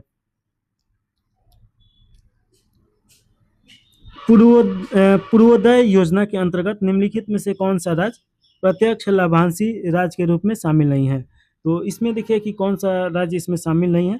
तो ये आपका बिहार है, पश्चिम बंगाल, उड़ीसा है, छत्तीसगढ़ नहीं है। तो ऑप्शन नंबर आपका डी सही हो जाएगा। बिहार, उड़ीसा, झारखंड और पश्चिम बंगाल और आंध्र प्रदेश इसके अंतर्गत आता है। तो ये याद रखेगा। इसमें देखिएगा इस योजना के तहत आपका अवसंरचना विकास, औद्योगिक गलियारा और मानवीय पूंजी पे केंद्रित किया गया है। तो ये आप याद रखिएगा। अगला क्वेश्चन 68 नंबर है, मुद्रा ऋणों के संबंध में निम्नलिखित कथनों में से कौन सा सही है। तो इसमें सही उत्तर बताना है। पहला में दिया गया है कि मुद्रा लघु उद्यमियों को प्रत्यक्ष रूप से ऋण प्रदान करने वाली संस्था के रूप में कार्य करती है। ये आपका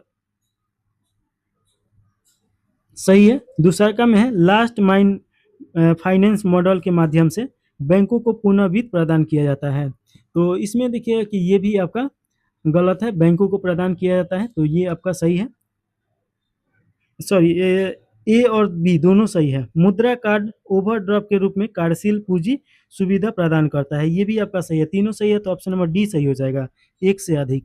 अगला क्वेश्चन देखिएगा, इसमें पूछा जा रहा है 69 नंबर क्वेश्चन है, निम्नलिखित में से कौन सा वाइब्रेट विलेज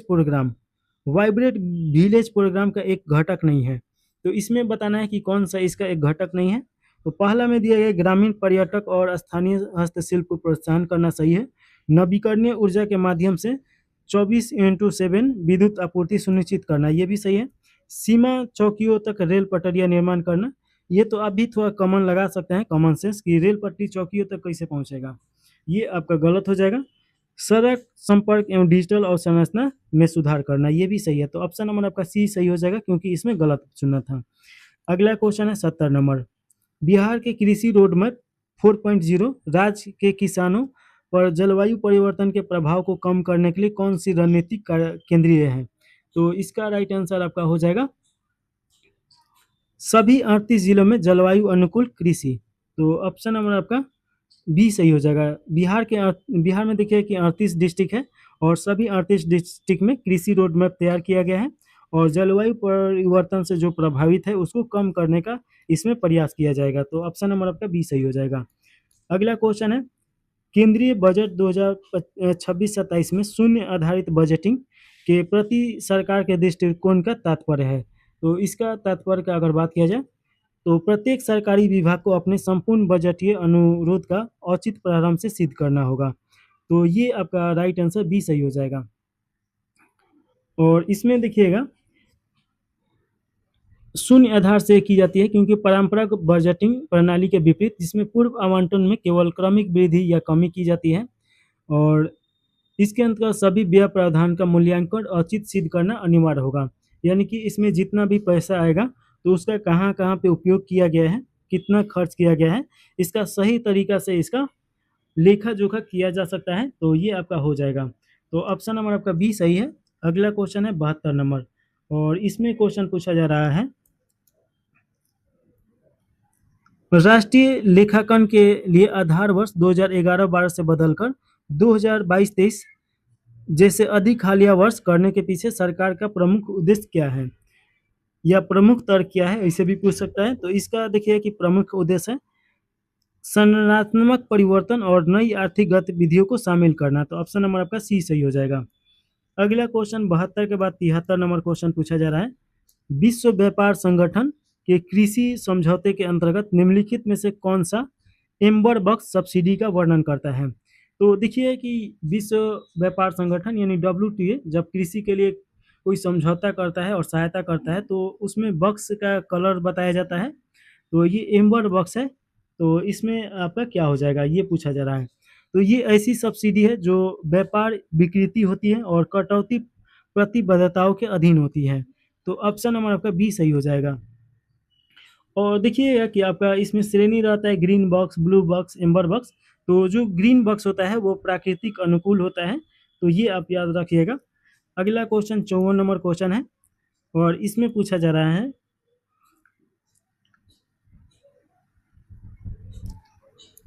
भारत में कोर उद्योगों के संबंध में निम्नलिखित कथनों में से कौन सा सही है?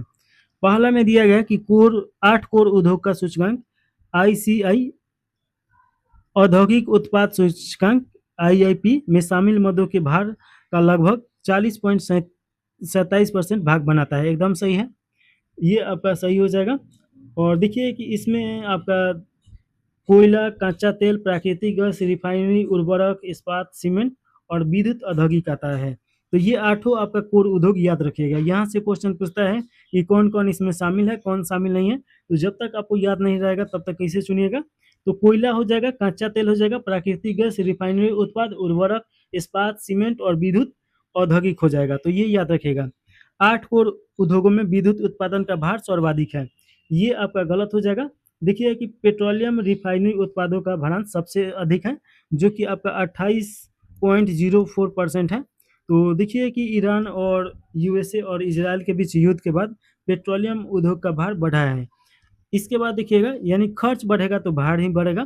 तीसरा में दिया गया है कि उर्वरक उत्पादक एकमात्र ऐसा कोर उद्योग है जिसे उच्च मुद्रास्फीति की अवधि में सूचकांक गणना में शामिल नहीं किया गया है, ये आपका गलत हो जाएगा। इसे शामिल किया गया है तो ये आपका गलत है। तो देखिए कि ऑप्शन नंबर आपका ए सही हो जाएगा, केवल एक सही है। 74 के बाद 75 नंबर क्वेश्चन है, VB जी राम जी एक है, ये क्या है? तो इसका राइट आंसर देखिएगा केंद्रीय परियोजना योजना है, एकदम सही है। ऐसी योजना जिसमें केंद्र और राज्यों के बीच निधि अनुपात 60:40 है, एकदम सही है। तो ऑप्शन नंबर आपका डी सही हो जाएगा, बी और सी सही है।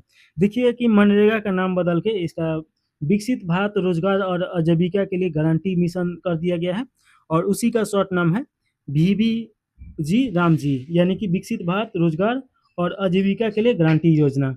इसमें एक और चेंज किया गया है कि पहले मनरेगा में 100 दिनों का गारंटी योजना था, अब इसे बढ़ाकर 125 दिन कर दिया गया है। तो ये याद रखिएगा, ऑप्शन नंबर आपका डी सही हो जाएगा। 75 के बाद 76 नंबर क्वेश्चन देखिएगा, और इसमें पूछा जा रहा है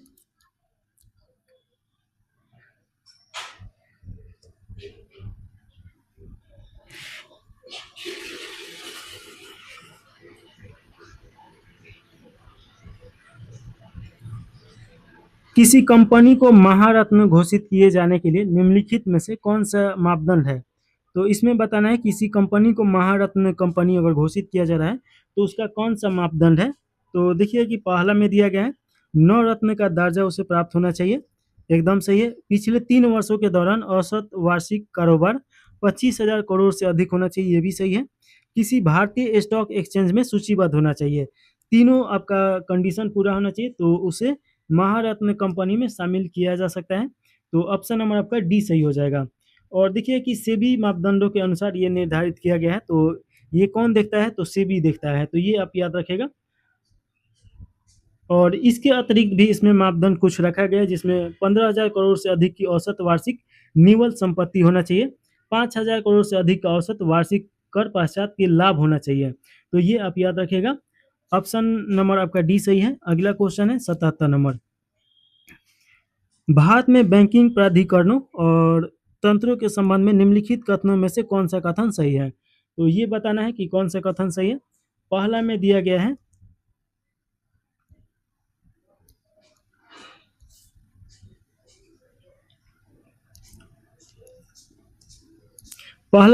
भारतीय रिजर्व बैंक के पास 1 रुपए के नोट सहित सभी मूल्य के बैंक नोट जारी करने का एकमात्र अधिकार है, ये आपका गलत हो जाएगा।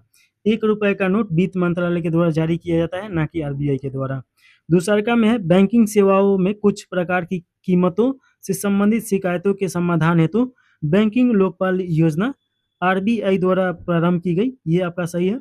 जमा बीमा एवं गारंटी निगम प्रति जमाकर्ता बैंक 5 लाख रुपए तक की जमा राशि पर बीमा सुरक्षा प्रदान करता है, ये भी सही है। तो 2 और 3 सही है, तो ऑप्शन नंबर आपका बी सही हो जाएगा। अगला क्वेश्चन 78 नंबर क्वेश्चन है। अप्रैल 2026 में जारी आईएमएफ के विश्व आर्थिक परिदृश्य के अनुसार वित्तीय वर्ष 2026-27 के लिए भारत की वास्तविक जीडीपी वृद्धि दर का अनुमान है। तो ये कितना अनुमान लगाया गया है, तो इसका राइट आंसर आपका हो जाएगा 6.5% यानी 6.5% का अनुमान है। तो ऑप्शन नंबर आपका सी सही हो जाएगा। अगला क्वेश्चन 79 नंबर क्वेश्चन है। इसमें पूछा जा रहा है निम्नलिखित में से विकास के लिए कौन सा दृष्टिकोण प्रोफेसर अमर्त्य सेन से सबसे अधिक निकटता से जुड़ा हुआ है। तो ये देखिए कि क्षमता दृष्टिकोण हो जाएगा, ऑप्शन नंबर आपका बी सही हो जाएगा। प्रोफेसर अमर्त्य सेन क्षमता दृष्टिकोण के विकास से सबसे अधिक निकटता से जुड़े हुए हैं, और इस दृष्टिकोण के अनुसार अगर देखा जाए तो विकास का आकलन केवल आय अथवा आर्थिक वृद्धि या समृद्धि पे नहीं किया जाना चाहिए, बल्कि लोगों की क्षमताओं और स्वतंत्रता के आधार पे किया जाना चाहिए। तो ये आप याद रखिएगा, ऑप्शन नंबर बी सही हो जाएगा। अगला क्वेश्चन है 80 नंबर क्वेश्चन। इसमें पूछा जा रहा है निम्नलिखित में से किसे आर्थिक विकास का सबसे अच्छा संकेत माना जाता है। तो ये आपका हो जाएगा वर्ष दर वर्ष प्रति व्यक्ति वास्तविक आय में वृद्धि, ऑप्शन नंबर आपका बी सही हो जाएगा। वास्तविक आय का मतलब क्या होता है कि प्रभाव जिससे क्रय शक्ति और जीवन स्तर में वृद्धि देखने को मिलता है। यानी कि मान लीजिए कि आप या हम हैं, तो हमारे पास अगर पैसा आएगा तो हम कोई भी वस्तु खरीद सकते हैं, और जीवन जो स्तर है उसमें उछाल देखने को मिल सकता है। तो ऑप्शन नंबर बी सही हो जाएगा। अगला क्वेश्चन है निम्नलिखित में से किसे सामान्यतः मंदी का संकेत नहीं माना जाता है। तो इसमें बताना है कि मंदी का संकेत किसे नहीं माना जाएगा। रोजगार दरों में कमी, ये मंदी का संकेत है। उद्योगों द्वारा कीमतों में कमी, ये भी मंदी का ये है। मुद्रास्फीति में वृद्धि, ये मुद्रास्फीति में वृद्धि होगा, ये मंदी नहीं दर्शाता है, ये आपका महंगाई दर्शाता है। और मांग में गिरावट, ये भी आपका मंदी दर्शाता है। जब आदमी के पास पैसा नहीं रहेगा तो डिमांड भी कम हो जाएगा। तो ऑप्शन नंबर आपका सी सही हो जाएगा। औद्योगिक उत्पाद में कमी इसमें आ जाएगा मंदी में। चलिए अगला क्वेश्चन देखिएगा, इसमें 82 नंबर क्वेश्चन पूछा जा रहा है। राजनीतिक दलों के संबंध में निम्नलिखित में से कौन सा कथन सत्य है? तो इसमें सत्य कथन चुनना है। एक मान्यता प्राप्त राजनीतिक दल को एक आरक्षित चुनाव चिन्ह मिलता है, ये आपका इसमें सही हो जाएगा। और बाकी सभी गलत है, तो ऑप्शन नंबर बी सही हो जाएगा। देखिए कि निर्वाचन आयोग के पास केवल पंजीकृत कराने मात्र से कोई दल राष्ट्रीय दल नहीं बन जाता है। उसके लिए आपका शेयर वोट होना चाहिए, यानी कि पूरे भारत में उसका 2% होना चाहिए, और सीटों या राज्य स्तरीय दल की मान्यता प्राप्त होना चाहिए, तो ये भी आपका सही है। तो ये 2 कंडीशन होना चाहिए, और कम से कम 4 राज्यों में चुनाव वो लड़ा हो, और कम से कम 6% आपका वोट लाया हो। 82 के बाद 83 नंबर क्वेश्चन है। आचार संहिता के संबंध में निम्नलिखित कथनों पर विचार करना है और सही कथन का चुनाव करना है। पहला में दिया गया, इसे चुनाव के दौरान भारत निर्वाचन आयोग द्वारा लागू किया जाता है, एकदम सही है। और देखिए कि इसका उल्लेख संविधान के भाग 15 में किया गया है, ये आपका गलत हो जाएगा।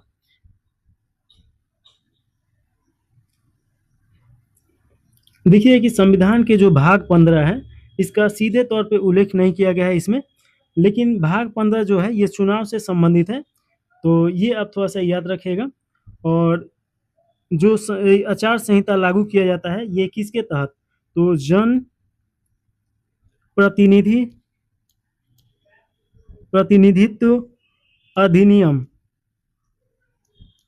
1951 के तहत किया जाता है, यानी आईपीसी 1951 के अधिनियम के तहत ये किया जाता है। तो ऑप्शन नंबर आपका ये गलत हो गया, तो ऑप्शन नंबर कौन सा सही होगा?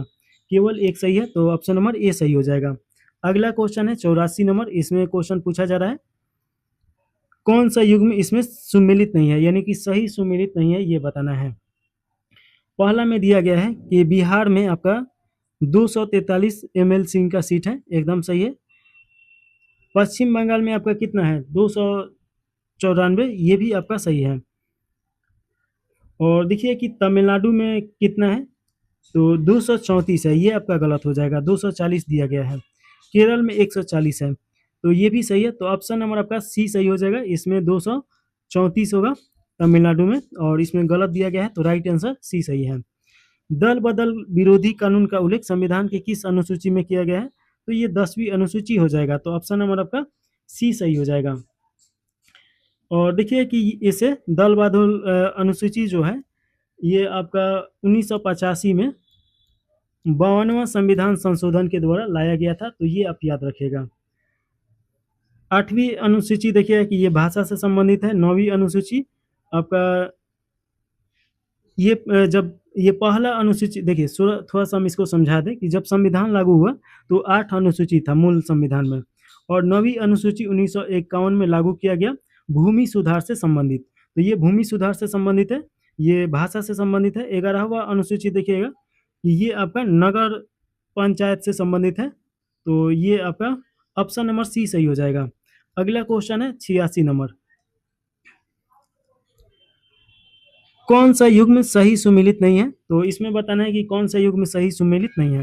पहला में दिया गया है कि चंपकम दोराई राजन मामला, चंपकम दोराई राजन मामला राज्य के नीति निर्देशक तत्व मूल अधिकारों पर हावी नहीं हो सकते हैं, ये आपका एकदम सही है। कि हो तो होलोहन मामला दल बदल विरोधी कानून के तहत स्पीकर का निर्णय न्यायिक समीक्षा के अधीन है, तो ये भी सही है। देखिए कि दल बदल कानून के अंतर्गत आपका स्पीकर जो होते हैं वही निर्णय लेते हैं कि कौन इसके विरोध में है कौन नहीं है। सी में दिया गया है एडीएम जबलपुर मामला जीवन और व्यक्तिगत स्वतंत्रता के अधिकार को आपातकाल के दौरान निलंबित नहीं किया जा सकता है, ये आपका गलत है। अरुणा शानबाग मामला उच्चतम न्यायालय ने निष्क्रिय इच्छा मृत्यु के संबंध में दिशा निर्देश जारी किए हैं, तो ये आपका एकदम सही है। और देखिए कि ये VVI क्वेश्चन है तीनों का तीनों, ये जरूर आप याद रखिएगा, ये तो आपको याद रखना ही है, ये डायरेक्ट भी पूछ सकता है। अरुणा शानबाग मामला। तो ऑप्शन नंबर इसमें देखिएगा कि आपका सी जो है ये गलत है, तो ये आपका इसका राइट आंसर हो जाएगा। इसके बाद 87 नंबर क्वेश्चन में देखिएगा, नौवीं अनुसूची, नौवीं अनुसूची के संबंध में निम्नलिखित कथनों पर विचार कीजिए और सही कथन का इसमें चुनाव करना है। पहला में दिया गया है, नौवीं अनुसूची को प्रथम संविधान संशोधन अधिनियम 1951 में जोड़ा गया। अभी तो बहुत बार इसका चर्चा हो चुका है, ये आपका एकदम सही है। नौवीं अनुसूची में रखे गए कानून न्यायिक समीक्षा से पूरी तरह मुक्त होते हैं। तो देखिए कि पहले जब ये जोड़ा गया था उस समय पूरी तरीके से मुक्त था, लेकिन अभी ये न्यायिक समीक्षा के अंतर्गत आ गया है, तो ये आपका गलत हो जाएगा। तो ऑप्शन नंबर देखिएगा कि ये आपका एक सही हो जाएगा। और ये किस लिए लाया गया था, तो भूमि सुधार के लिए लाया गया था, और सबसे पहले इसका उपयोग बिहार के लिए किया गया है, तो ये भी आपको याद रखना है। अगला क्वेश्चन 88 नंबर पूछा जा रहा है, लोकसभा के अंतिम मनोनीत एंग्लो इंडियन सदस्य कौन थे? तो इसका राइट आंसर आपका हो जाएगा जॉर्ज बेकर हो जाएगा। तो ऑप्शन नंबर आपका सी सही है। देखिए कि जॉर्ज बेकर 16वीं लोकसभा, ये 2014 से 19 के बीच में ये थे, तो ये आप याद रखेगा। और इसके बाद देखिए कि 104 संविधान संशोधन अधिनियम 2019 के द्वारा इसे हटा दिया गया है, यानी कि अब ये संविधान में नहीं है, ये प्रावधान ही हटा दिया गया। तो ये अब एंग्लो इंडियन का जो कंसेप्ट था ये आपका खत्म हो गया, और अंतिम एंग्लो इंडियन जॉर्ज बेकर थे, तो ये याद रखिएगा। तो 88 का राइट आंसर सी सही हो जाएगा। अगला क्वेश्चन है 89 नंबर, इसमें पूछा जा रहा है, निम्नलिखित में से किसे राज्यपाल का संवैधानिक विवेकाधिकार माना जाता है, न कि परिस्थितिजन विवेकाधिकार? तो इसका राइट आंसर आपका हो जाएगा अनुच्छेद 200 के अधीन राष्ट्रपति के विचाराधीन किसी विधेयक को आरक्षित करना, यानी राज्यपाल राष्ट्रपति के विचाराधीन किसी विधेयक को पारित आरक्षित कर देता है, उसी को बोला जाता है। तो ऑप्शन नंबर आपका सी सही हो जाएगा। संविधान, देखिए भारतीय संविधान के स्रोत के संबंध में निम्नलिखित में से कौन सा युग्म सही सुमेलित नहीं है, ये बताना है। तो पहला में दिया गया है, समवर्ती सूची ऑस्ट्रेलिया के संविधान से लिया गया है, एकदम सही है। आपातकाल के दौरान मूल अधिकारों का निलंबन वाइमर संविधान जर्मनी से लिया गया है, ये भी सही है। सर्वोच्च न्यायालय का परामर्शदायी क्षेत्राधिकार, ये कनाडा के संविधान से लिया गया है, ये भी सही है। राष्ट्रपति के निर्वाचन की विधि ब्रिटिश नहीं होगा, ये आपका अमेरिका का संविधान हो जाएगा, तो ये आपका गलत है। तो इसका राइट आंसर आपका कौन सा हो जाएगा? डी सही हो जाएगा 90 का। चलिए अगला क्वेश्चन 91 नंबर क्वेश्चन में पूछा जा रहा है, तो देखिए कि जब संविधान सभा विशेष रूप से एक विधायी निकाय यानी कि अस्थायी संसद के रूप में मिली, तब इसकी अध्यक्षता किसने की थी? तो इसका राइट आंसर आपका हो जाएगा जीपी मावलकर के द्वारा किया गया था, तो ऑप्शन नंबर आपका बी सही हो जाएगा। थोड़ा सा इसका कंसेप्ट अगर समझे, देखिएगा एक बार और क्वेश्चन पढ़िए, जब संविधान सभा विशेष रूप से एक विधायी निकाय के रूप में मिली, तब इसकी अध्यक्षता किसने की थी? तो ये आपका जीपी मावलकर हो जाएंगे। यहाँ पे देखिए कि प्रथम आम चुनाव तक संविधान सभा ही काम करता रहा संविधान के जगह पे, तो ये आप याद रखिएगा। संविधान सभा संविधान के जगह पे कार्य करता रहा और 2 चरणों में करता रहा। देखिए कि अगर संविधान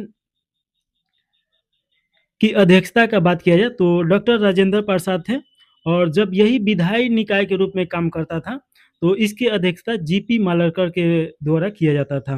तो ये आप थोड़ा सा ध्यान दीजिएगा कि जब देखिए संविधान सभा का निर्माण क्यों किया गया था, संविधान निर्माण करने के लिए। तो जब संविधान निर्माण पे कोई नियम कानून बनाना होता था या चर्चा करना होता था, तो उस समय इसके अध्यक्ष कौन थे? डॉक्टर राजेंद्र प्रसाद हो जाते थे। लेकिन जब यही एक संविधान के रूप में काम करता था, तो उस समय कौन हो जाते थे इसके अध्यक्ष? तो जीपी मावलकर हो जाते थे। तो ये आप ध्यान दीजिएगा। तो ऑप्शन नंबर आपका बी सही हो जाएगा। तो कंसेप्ट क्लियर होना बहुत ज़्यादा ज़रूरी है, और प्रारूप समिति इसमें का सबसे प्रमुख कार्य किया, जिसका अध्यक्ष भीमराव अंबेडकर थे, तो ये आप याद रखेगा। भीमराव अंबेडकर आपके बंगाल से चुन के आए थे, तो ये भी याद रखेगा। अगला क्वेश्चन है 92 नंबर, और इसमें पूछा जा रहा है, राज्यों को सहायता अनुदान के संबंध में वित्त आयोग की सिफारिशें निम्नलिखित में से किस स्रोत से की जाती है? तो इसका राइट आंसर हो जाएगा भारत के संचित निधि से। तो ऑप्शन नंबर आपका सी सही हो जाएगा। देखिए कि वित्त आयोग आर्टिकल 280 के तहत ये कार्य करता है, और वित्त आयोग का कार्य क्या होता है, तो जितना भी कर वसूलाता है तो उसमें राज्यों का हिस्सा कितना होना चाहिए, ये वित्त आयोग सिफारिश करता है। हालांकि सिफारिश करता है, लेकिन ये बाध्यकारी नहीं होता है सरकार पे। लेकिन वर्तमान में देखिए कि अभी राज्यों का हिस्सा कितना है ये पूछ सकता है, तो 41% हिस्सा है राज्यों का। तो ये आप याद रखिएगा, यानी कि 100 रुपया अगर मिलेगा केंद्र सरकार को, तो उसमें से 41 रुपया राज्यों में बांटना पड़ेगा। तो ये आपका राइट आंसर सी सही हो जाएगा। अगला क्वेश्चन है 92 के बाद 93 नंबर। इसमें पूछा जा रहा है, अंतरराजकीय नदी जल विवाद अधिनियम के अंतर्गत विवाद निवारण समिति को वार्ता के माध्यम से मामले का समाधान करने के लिए अधिकतम कितनी समय सीमा प्रस्तावित की गई है? तो इसका राइट आंसर आपका हो जाएगा 1 वर्ष 6 महीने तक बढ़ाया जा सकता है। तो ऑप्शन नंबर आपका बी सही हो जाएगा। देखिएगा कि जल विवादों में होने वाली पुरानी देरी को सुलझाने के लिए अंतर्राज्यीय नदी जल विवाद अधिनियम ने एक विवाद समाधान समिति की शुरुआत की है, जो 1 वर्ष के अंदर बातचीत के जरिए मामले को सुलझाया जा सकता है, और 1 वर्ष में नहीं होता है तो 6 महीना और बढ़ाया जा सकता है। पहले क्या होता था कि ये ऐसे एक बना दिया जाता था समिति, और वो कार्य करते रहता था 15-20 साल, तो उससे समाधान नहीं हो पाता था। तो इसीलिए ये नियम लेके आया गया है, तो ये याद रखिएगा। और अनुच्छेद 262 के तहत ऐसा अधिकार दिया गया है, तो ये भी आप याद रखिएगा। अगला क्वेश्चन है 94 नंबर। किसी ऐतिहासिक मामले में सर्वोच्च न्यायालय ने यह निर्णय दिया कि प्रशासनिक अधिकरणों के निर्णयों पर न्यायिक पुनर्लोकन की शक्ति मूल संरचना का एक भाग है। सबसे पहले ये समझना होगा कि न्यायिक पुनर्लोकन मतलब क्या होता है। तो मान लीजिए कि उच्च न्यायालय चाहे सर्वोच्च न्यायालय कोई केस पे अपना निर्णय देता है, और बाद में पता चलता है कि जो निर्णय है वो गलत है, या मिसयूज है, या मिस डायरेक्शन है। तो न्यायालय का ये अधिकार है कि उस पे फिर से अपने आप से बर्डन लेके और वो फिर से अपना डिसीजन दे सकता है। तो इसे न्यायिक पुनर्लोकन बोला जाता है। और इसका राइट आंसर देखिएगा कि मूल संरचना का एक भाग है एल चंद्र कुमार मामला। तो ऑप्शन नंबर आपका बी सही हो जाएगा। 95 नंबर क्वेश्चन है, इसमें पूछा जा रहा है, ये शायद ऊपर मिला भी था क्वेश्चन।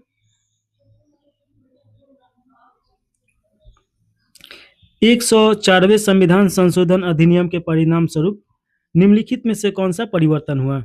तो देखिए कि विधायी में अनुसूचित जाति एवं अनुसूचित जनजाति के आरक्षण को बढ़ावा गया, और एंग्लो इंडियन नामक नामांकन को समाप्त कर दिया गया। इसमें क्या प्रावधान था कि अगर एंग्लो इंडियन यानी कि जो ब्रिटिश वासी यानी अंग्रेज था लोग, अगर उनका अनुपात नहीं मिल रहा है तो 2 व्यक्तियों को इसमें संसद में भेजा जाता था प्रमोट करके, तो ये समाप्त कर दिया गया। तो ऑप्शन नंबर आपका बी सही हो जाएगा। अगला क्वेश्चन 96 नंबर क्वेश्चन है, संसदीय शब्दावली लेम डक सत्र। लेम डक सत्र ये विशेष रूप से किसे संदर्भित करता है? तो इसका राइट आंसर आपका हो जाएगा, नई लोकसभा के चुने जाने के बाद मौजूदा लोकसभा का अंतिम सत्र इसे बोला जाता है लेम डक सत्र। तो ऑप्शन नंबर आपका सी सही हो जाएगा। जैसे कि लोकसभा में पहला जो सत्र होता है उसके ठीक पहले का जो सत्र होता है जो पिछली सरकार के द्वारा, तो उसे ही बोला जाता है। तो ऑप्शन नंबर सी सही हो जाएगा। 97 नंबर क्वेश्चन है, संविधान में किए जाने वाला ऐसा संशोधन जिसका उद्देश्य संसद में राज्यों के प्रतिनिधित्व को बदलना हो और उसका अनुसमर्थन करना हो, तो निम्नलिखित द्वारा किया जाना आवश्यक है। तो ये आपका राइट आंसर हो जाएगा, कम से कम आधे राज्य विधानमंडल द्वारा अनुमोदित करना अनिवार्य है। तो ये ऑप्शन नंबर सी सही हो जाएगा।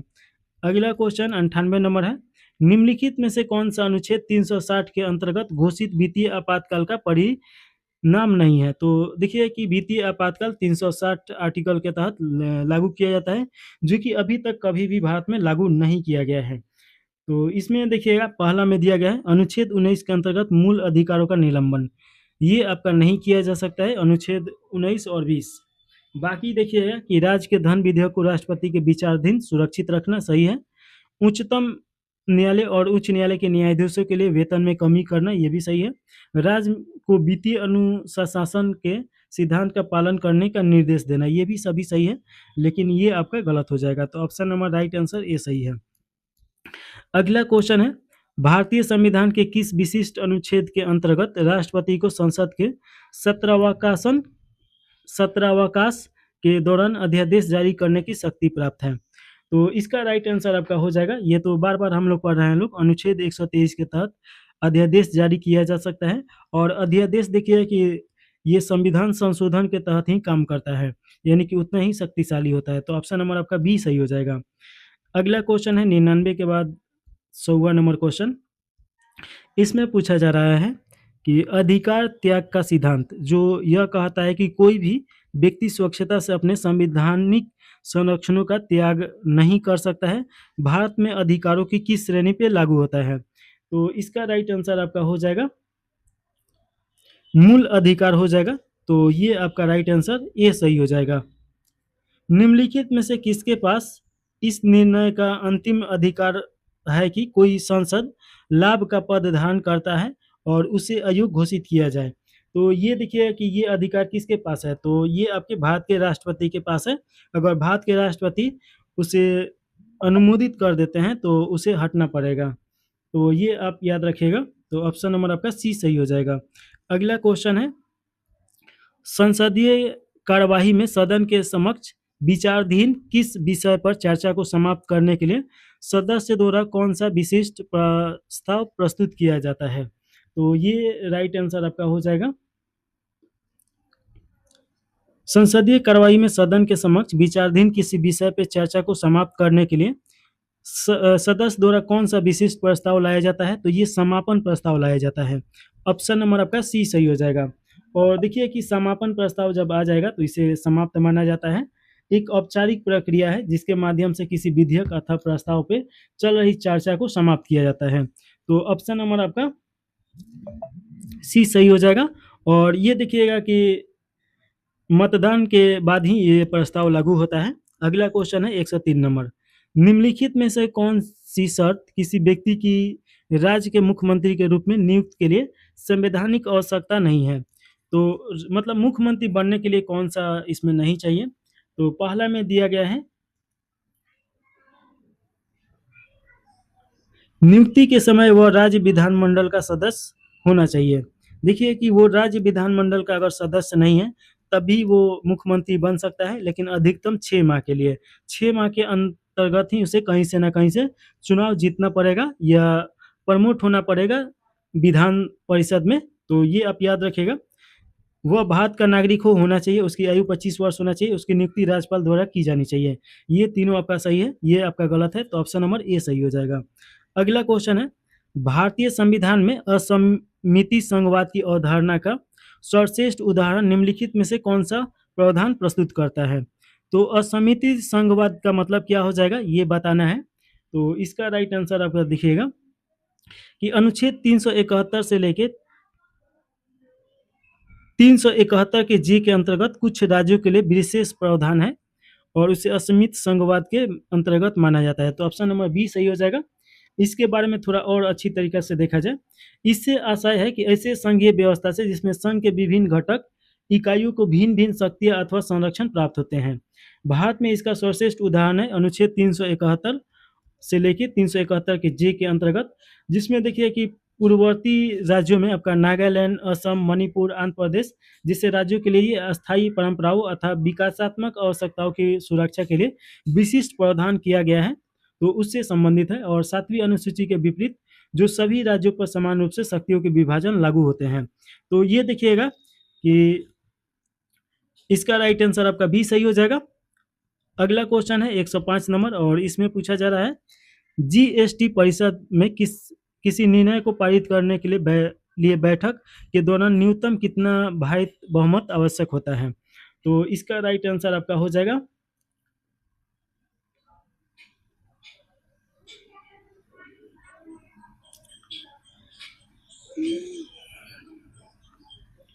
डाले गए भारित मतों का 3/4 होना चाहिए। तो ऑप्शन नंबर आपका बी सही हो जाएगा। देखिएगा थोड़ा सा इसके बारे में समझा जाए।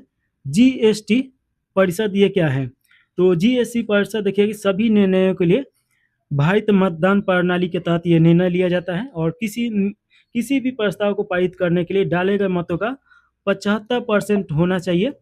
और देखिएगा कि ये आर्टिकल 279 के ए के तहत ये आपका निर्णय लिया जाता है। तो ऑप्शन नंबर आपका बी सही हो जाएगा।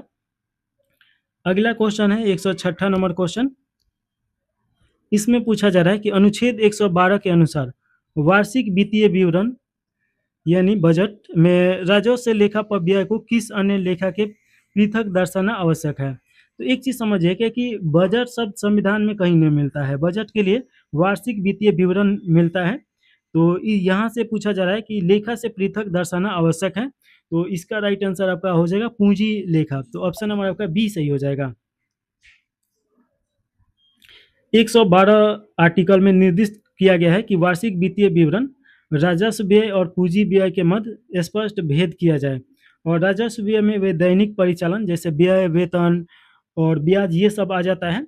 और वहीं पे पूंजी व्यय में देखिए कि अवसंरचना निवेश और उसमें ऋण भुगतान शामिल होते हैं। दीर्घकालीन परिसंपत्तियों का निर्माण करना, जैसे कि देखिए कि आपका रेलवे ट्रैक बिछाना या हो गया कि आपका हवाई पट्टी बनाना, ये सब उसके अंतर्गत आ जाएगा जहां से पैसा उपज हो सके। तो इसका राइट आंसर आपका बी सही हो जाएगा। अगला क्वेश्चन है 107 नंबर। इसमें पूछा जा रहा है 107 में कि कृषि विपणन में सुधार के लिए भारत सरकार द्वारा निम्नलिखित में से कौन से नीतिगत उपाय अपनाए गए हैं। तो इसका राइट आंसर आपका हो जाएगा न्यूनतम समर्थन मूल्य यानी एमएसपी, बफर स्टॉक अनुरक्षण ये भी सही है, सार्वजनिक वितरण प्रणाली डीपीएसपी। तो तीनों सही है, ऑप्शन नंबर डी सही हो जाएगा।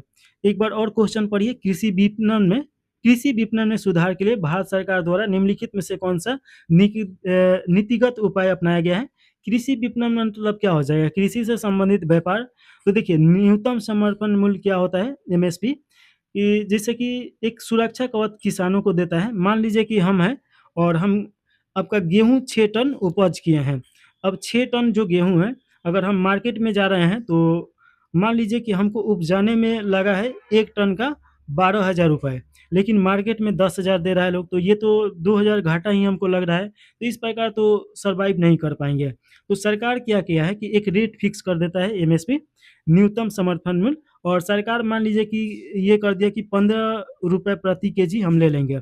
तो अगर मार्केट में जा रहे हैं और 15 रुपये से कम में अगर व्यापारी लोग ले रहा है लोग, तो हम वहाँ नहीं बेच के सीधे सरकार को बेच सकते हैं। इसी को बोला जाता है न्यूनतम समर्थन मूल्य। और बफर स्टॉक अनुरक्षा यानी कि देखिए स्टॉक रखा जाता है। और सार्वजनिक वितरण प्रणाली गरीबों के लिए देखिए कि अनाज उनाज ये सब बांटा जाता है। तो ये तो जानते ही हैं कि डीलर के द्वारा ये सब मिलता है। लाल कार्ड, हरा कार्ड, पीला कार्ड ये सब रहता है। तो ये तीनों आपका सही हो जाएगा, ऑप्शन नंबर डी सही हो जाएगा। अगला क्वेश्चन है भारत में प्रतिस्पर्धा अधिनियम 2002 के अधिनियम की अनुशंसा किस समिति ने की थी। तो इसका राइट आंसर आपका हो जाएगा किस समिति के द्वारा किया गया था। तो ये समिति हो जाएगा SBM राघवन समिति। तो ऑप्शन नंबर आपका बी सही हो जाएगा। चलिए 108 के बाद 109 नंबर क्वेश्चन है। इसमें सूची 1 और सूची 2 दिया गया है। इधर क्रांति दिया गया है और उसका क्षेत्र दिया गया है। तो ये बताना है कि कौन सा क्रांति किस क्षेत्र से संबंधित है। पहला में दिया गया है धूसर क्रांति। धूसर क्रांति देखिए कि ये उर्वरक से संबंधित है। इसे ग्रे क्रांति इंग्लिश में बोला जाएगा, ग्रे रिवोल्यूशन। गुलाबी क्रांति, गुलाबी क्रांति किससे संबंधित है। तो ये आपका हो जाएगा प्याज से। तो बी का 1 हो जाएगा। रजत क्रांति आपका अंडा से संबंधित है। और लाल क्रांति आपका टमाटर और मांस से संबंधित है। तो देखिए कि 1 का आपका 4, तो ये आपका कट गया और ये कट गया। बी का 1, सी का 3, डी का 2। तो ऑप्शन नंबर आपका ए सही हो जाएगा। अगला क्वेश्चन है भारत में वित्त आयोग का गठन कितनी अवधि के लिए किए जाते हैं। वित्त आयोग देखिए कि आर्टिकल 280 के तहत इसका गठन किया जाता है। और कितने वर्ष के लिए किया जाता है। तो ये 5 वर्षों के लिए किया जाता है। तो ऑप्शन नंबर आपका ए सही हो जाएगा। वर्ष 2024 तक वैश्विक सेवा निर्यात में भारत की हिस्सेदारी लगभग डैश हो गई। तो कितना हो गया। तो इसका राइट आंसर देखिएगा, अच्छा सेवा निर्यात में पूछ रहा है। तो देखिए कि आपका 5 क्षेत्रों में विभाजित किया जाता है, मूलतः 3 क्षेत्रों में। एक आपका प्राथमिक क्षेत्र, द्वितीय क्षेत्र और तृतीय क्षेत्र होता है। प्राथमिक क्षेत्र आपका देखिएगा कि भूमिगत जो कार्य होता है उससे संबंधित होगा, द्वितीय क्षेत्र विनिर्माण से संबंधित होता है और तृतीय क्षेत्र सेवा क्षेत्र होता है। जैसे सेवा सेवा क्षेत्र के अंतर्गत क्या हो जाएगा, तो थोड़ा-सा इसको और हम समझाते हैं विस्तार में। देखिए, मान लीजिए कि ये प्राथमिक क्षेत्र है, तो प्राथमिक क्षेत्र में आपका भूमिगत कार्य हो जाएगा, जैसे कृषि हो गया और उसके बाद कृषि के साथ-साथ जैसे कि आपका खनन उद्योग हो जाएगा, ये सब हो जाएगा। विनिर्माण का मतलब क्या हो गया कि जहाँ पे जैसे कि आपका बिल्डिंग बनाया जा रहा है, उद्योग इसके अंतर्गत आ जाएगा। तीसरका में सेवा क्षेत्र, जैसे होटल में या कोई टीचर है, ये सब सेवा दे रहा है लोग, तो इसके अंतर्गत आ जाएगा लोग। तो देखिए कि सेवा क्षेत्र का इसमें पूछा जा रहा है, तो ये आपका 4.3% हिस्सेदारी हो गया है, तो ऑप्शन नंबर आपका सी सही है। अगला क्वेश्चन देखिएगा, सेवा क्षेत्र में सूचना प्रौद्योगिकी, बिजनेस, वित्तीय सेवाएं, परामर्श सेवाएं, संचार, ये सब आ जाएगा। 12 नंबर क्वेश्चन है, 112 नंबर। अप्रैल दिसंबर 2025 के दौरान भारत का चालू खाता घाटा कितना था? तो चालू घाटा खाता देखिएगा कि आपका 30.1 बिलियन डॉलर था, तो ऑप्शन नंबर आपका ए सही हो जाएगा। देखिए कि चालू घाटा घटकर 30.1 बिलियन डॉलर हो गया है, जो कि पहले से 1% घटा है, तो ये आप याद रखेगा। और अगला क्वेश्चन आपसे 113 नंबर क्वेश्चन पूछा जा रहा है। अप्रैल से दिसंबर 2025 के मध्य भारत में औसतन हेडलाइन मुद्रास्फीति कितनी थी? तो मुद्रास्फीति आपका 1.7% था। ये आपको सब याद करना पड़ेगा क्योंकि फैक्चुअल क्वेश्चन है, तो ऑप्शन नंबर आपका ए सही हो जाएगा। 113 के बाद 114 नंबर क्वेश्चन है, वर्ष 2024 में वैश्विक वस्तु निर्यात में भारत की हिस्सेदारी बढ़कर लगभग कितना हो गई है? तो देखिए कि इसका राइट आंसर आपका 1.8% बढ़ा है, तो ऑप्शन नंबर आपका बी सही हो जाएगा। भारत में प्रत्यक्ष विदेशी निवेश यानी एफडीआई प्रवाह प्राप्त करने वाला सबसे बड़ा क्षेत्र कौन सा है? तो सबसे बड़ा क्षेत्र देखिए कि उभर के निकला है, ये कौन सा क्षेत्र हो जाएगा? तो ये आपका सेवा क्षेत्र हो जाएगा, यानी तीसरा में, तो ऑप्शन नंबर आपका बी सही हो जाएगा। अगला क्वेश्चन है, इंडिया सेमीकंडक्टर मिशन 1.0 किस वर्ष प्रारंभ किया गया था? तो सेमीकंडक्टर का मतलब जानते ही हैं कि जो सबसे मूल्यवान यानी अर्थ मेटल होता है उससे संबंधित है, और ये आपका जारी किया गया था 2021 में, तो ऑप्शन नंबर सी सही हो जाएगा। सेमीकंडक्टर में प्रथम स्थान पे चीन है। अगला क्वेश्चन है, भारतीय संसद के संदर्भ में विशेष बहुमत से क्या अभिप्राय है? तो विशेष बहुमत देखिएगा कि विशेष परिस्थितियों में लाया जाता है, और इसमें देखिएगा कि आपका उपस्थित मतदान करने वाले सदस्यों के 2/3 बहुमत के साथ साथ सदन की कुल सदस्य संख्या का बहुमत होना अनिवार्य है, तो ऑप्शन नंबर आपका सी सही हो जाएगा। देखिए कि सदन के कुल संख्या का बहुमत होना चाहिए और साथ में कम से कम 2/3 सदस्य का बहुमत होना चाहिए, यानी 75%। इस प्रकार के बहुमत की आवश्यकता मुख्यतः संविधान के संशोधन के लिए पड़ता है, आर्टिकल 368 के तहत, तो ये याद रखिएगा। इसका उपयोग मूल अधिकार में संशोधन के लिए किया गया था, राज्य के नीति निर्देशक में संशोधन के लिए किया गया था, तो ये आपसे क्वेश्चन पूछा जा सकता है। अगला क्वेश्चन है, भारतीय संविधान का अनुच्छेद 371 के जी किस राज्य को विशेष संरक्षण प्रदान करता है? तो ये देखिएगा कि ये आपका मिजोरम से संबंधित है, तो ऑप्शन नंबर आपका ए सही हो जाएगा। 371 देखिएगा, 371 ए से लेके जे तक ये इसमें है, और इसमें नागालैंड, मणिपुर, असम ये सभी आ जाएगा, लेकिन जी में देखिएगा कि आपका मिजोरम आएगा, तो ऑप्शन नंबर आपका ए सही हो जाएगा। और ये देखिए संरक्षण क्यों दिया गया है, ये आपसे अगर क्वेश्चन पूछा जाए कि ये संरक्षण पूर्वोत्तर राज्यों को क्यों दिया गया है, तो इसका कारण है ऐतिहासिक पृष्ठभूमि हो जाएगा, जनजातीय संरचना हो जाएगा, सांस्कृतिक विशिष्टता हो जाएगा, भौगोलिक कारण हो सकता है, क्योंकि देखिए कि ये सब जितना राज्य है सब सीमावर्ती क्षेत्र है, और इसके बाद विकासात्मक आवश्यकता हो सकता है, तो ये याद रखेगा। 371 के अंतर्गत आपका नागालैंड को संरक्षण दिया गया है, तो ये आपका 371 के ए के तहत नागालैंड को संरक्षण दिया गया है, तो ये आप याद रखेगा। और वहीं पे देखिएगा कि मिजोरम 371 के जी हो जाएगा। अगला क्वेश्चन है 119 नंबर, इसमें पूछा जा रहा है, केंद्र राज्य संबंधों पर पूंछी आयोग का गठन किस वर्ष किया गया था? तो इसका राइट आंसर हो जाएगा 2007 में किया गया था, केंद्र और राज्यों के संबंध के बारे में अनुमोदन यानी कि उसके बारे में चर्चा करने के लिए और बताने के लिए, तो ऑप्शन नंबर आपका सी सही हो जाएगा। और देखिए कि सहकारिता आयोग भी केंद्र राज्य से संबंधित है, जो कि 1988 में इसका गठन किया गया था। तो ये आप याद रखिएगा। और ये अपना रिपोर्ट कब प्रस्तुत किया, ये क्वेश्चन पूछ सकता है। तो 2010 में ये प्रस्तुत किया। अगला क्वेश्चन है 120 नंबर। इसमें पूछा जा रहा है, भारतीय संविधान का अनुच्छेद 368 संविधान के किस भाग से संबंधित है? तो ये संविधान संशोधन से संबंधित है। अगर भाग का बात किया जाए तो ये आपका भाग 20 हो जाएगा। तो ऑप्शन नंबर आपका सी सही हो जाएगा। अगला क्वेश्चन है, बेरूबारी यूनियन केस किस विवाद से संबंधित था? तो इसका राइट आंसर आपका हो जाएगा भारत एवं पाकिस्तान के मध्य क्षेत्रीय विवाद से यह संबंधित है। तो ऑप्शन नंबर आपका बी सही हो जाएगा। और ये कब था? तो 1960 में ये केस आया था। भारत एवं पाकिस्तान के मध्य पश्चिम बंगाल में स्थित बेरूबारी क्षेत्र को लेकर उत्पन्न विवाद से यह समर्थित था। तो ये याद रखेगा। और यह विवाद नेहरू नून समझौते के पश्चात यानी 1958 के उत्पन्न हुआ विवाद से यह संबंधित था। अगला क्वेश्चन देखिएगा 122 नंबर क्वेश्चन, आवधिक श्रम बल सर्वेक्षण 2.0 के संदर्भ में वर्तमान साप्ताहिक स्थिति के संबंध में निम्नलिखित कथनों में से कौन सा कथन सही है? तो इसमें आपको बताना है कि कौन सा कथन सही है। तो पहला में दिया गया है, यह बेरोजगारी को पिछले 7 दिनों की संदर्भ अवधि के आधार पर मापता है। पहला ऑप्शन में ये आपका एकदम सही है। दूसरा का ऑप्शन देखिएगा कि यदि किसी व्यक्ति के संदर्भ में सप्ताह में किसी विदिन कम से कम 1 घंटा कार्य किया हो तो उसे नियोजित माना जाता है। ये आपका एकदम सही है।